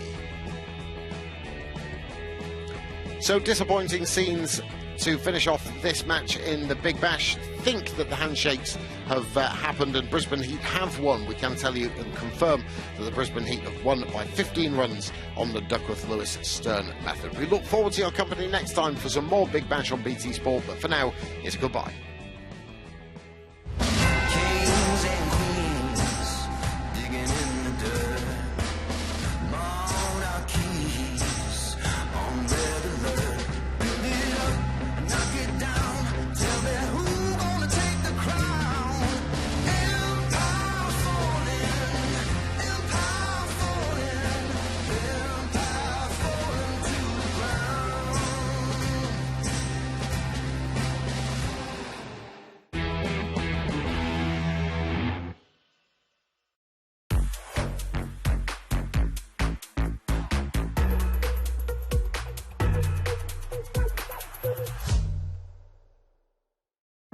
Stamford Bridge is full and expectant for a game with big implications at both ends of the table. Hazard! And then Kante coming in! Oh! Scores for Chelsea!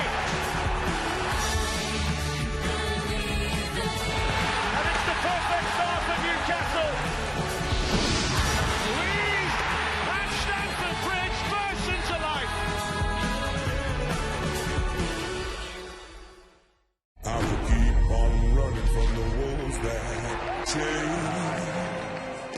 While this heart still pumping, all my fears I'll face.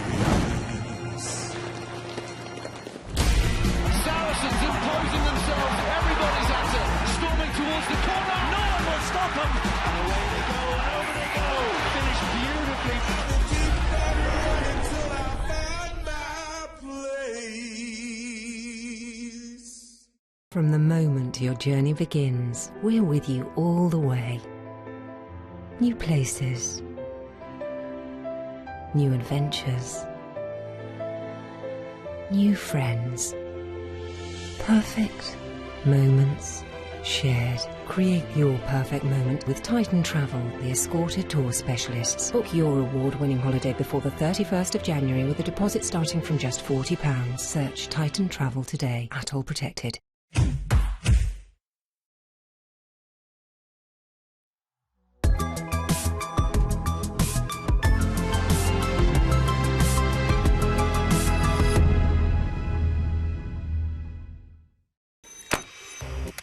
I'm very relaxed.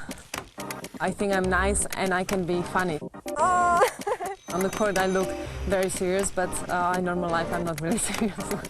Moje hodná dcera. So I can say my lovely wife. I am Karolina Pliskova and this is my story. Už to mám! I was born in Loney, 1992, which is exactly 26 years ago. It's a pretty small city. Loney is like 30,000 people. Everything was in Loney. We had grandparents, all the families, or all friends there. So I really liked the city. It was pretty quiet, so I liked to stay there when I was little. Vlastně jsem tomu jejich tenisu obětovala všechno, táta taky, ale já vlastně tady ty věci, které mi vůbec nebyly přirozený a jenom proto teda, aby jsme vlastně to dělali nějak líp než ostatní a úplně naplno.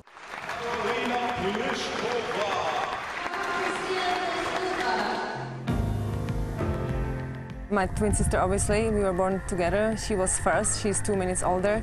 It was such a big help. If I look back now, not only in school, but also in tennis and in the life outside of tennis, because you have a friend everywhere where you go. We started to play tennis pretty early, like around 4. Around 5, it was more like we were going almost every day to play on courts. Our parents, they just somehow tried to put us together from the start, and we had same clothes, we had same hairstyles, so everything was the same, so we were just two person but looking like one. My jsme to podle mě zjistili celkem brzo, protože na těch dětských turnajích celkem brzo začali vyhrávat. Takže v té kategorii, kdy tam byly ještě o rok starší holčičky, tak oni ty turnaje vyhrávali. So here they come, the Williams sisters.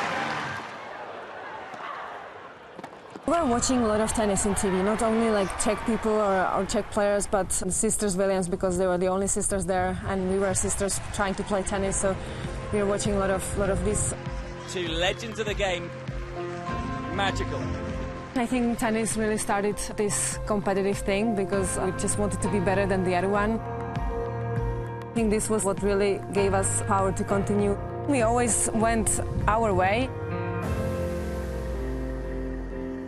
When we were very small, we always had a dream to have a tattoo, but we were 10 years old. So my father said, okay, when you are 15, you can do one. So we went when we were 15. My mom, she was not really happy because it's still like young age, but we wanted so much and we were so sure that we want to have it. So this was my first one. And I add this, and it's like going up here, and then I have one more. It's a Polynesian style. So we all have this one. So even my mom, she has, even she was not happy about tattoos, but she also has some. No, tak s tetováním začal táta, což je na něm vidět, protože jich má jako rozhodně nejvíc celé rodiny. Mě k tomu tak nějak jako přemluvil v době, kdy jsem byla zamilovaná, takže jsem ráda, že mám jenom jedno tetování a na zádech. I just like it. It's for me, it has a meaning, it means something. I remember always when I went there, the time when I went there, because we have all family, we have the same. Then I have one, it's my husband's first letter of the name, so maybe if I have kids in future, I'm gonna put them.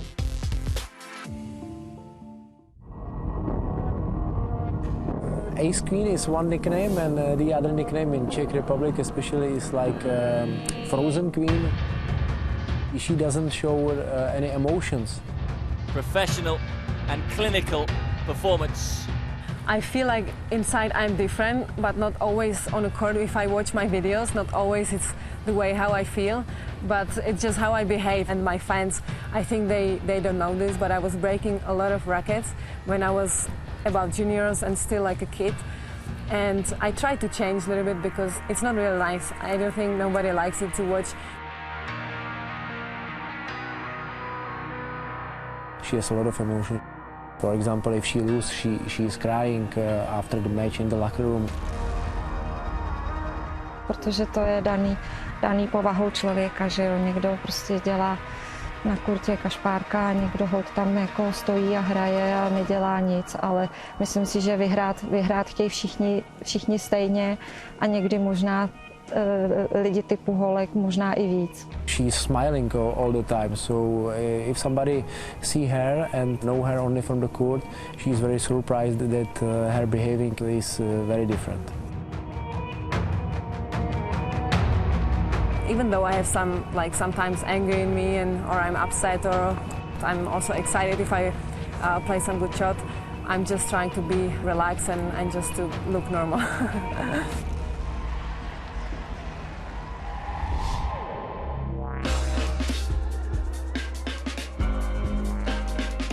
It was so nice to see myself on Times Square. I think it's the dream of everybody, and I didn't really know that Fila is able to make this kind of billboard and such a huge on Times Square. That was very surprise for me because I didn't know that they are planning this, and obviously we didn't know that I'm gonna be #1. She was world #1 in tennis in this global sport.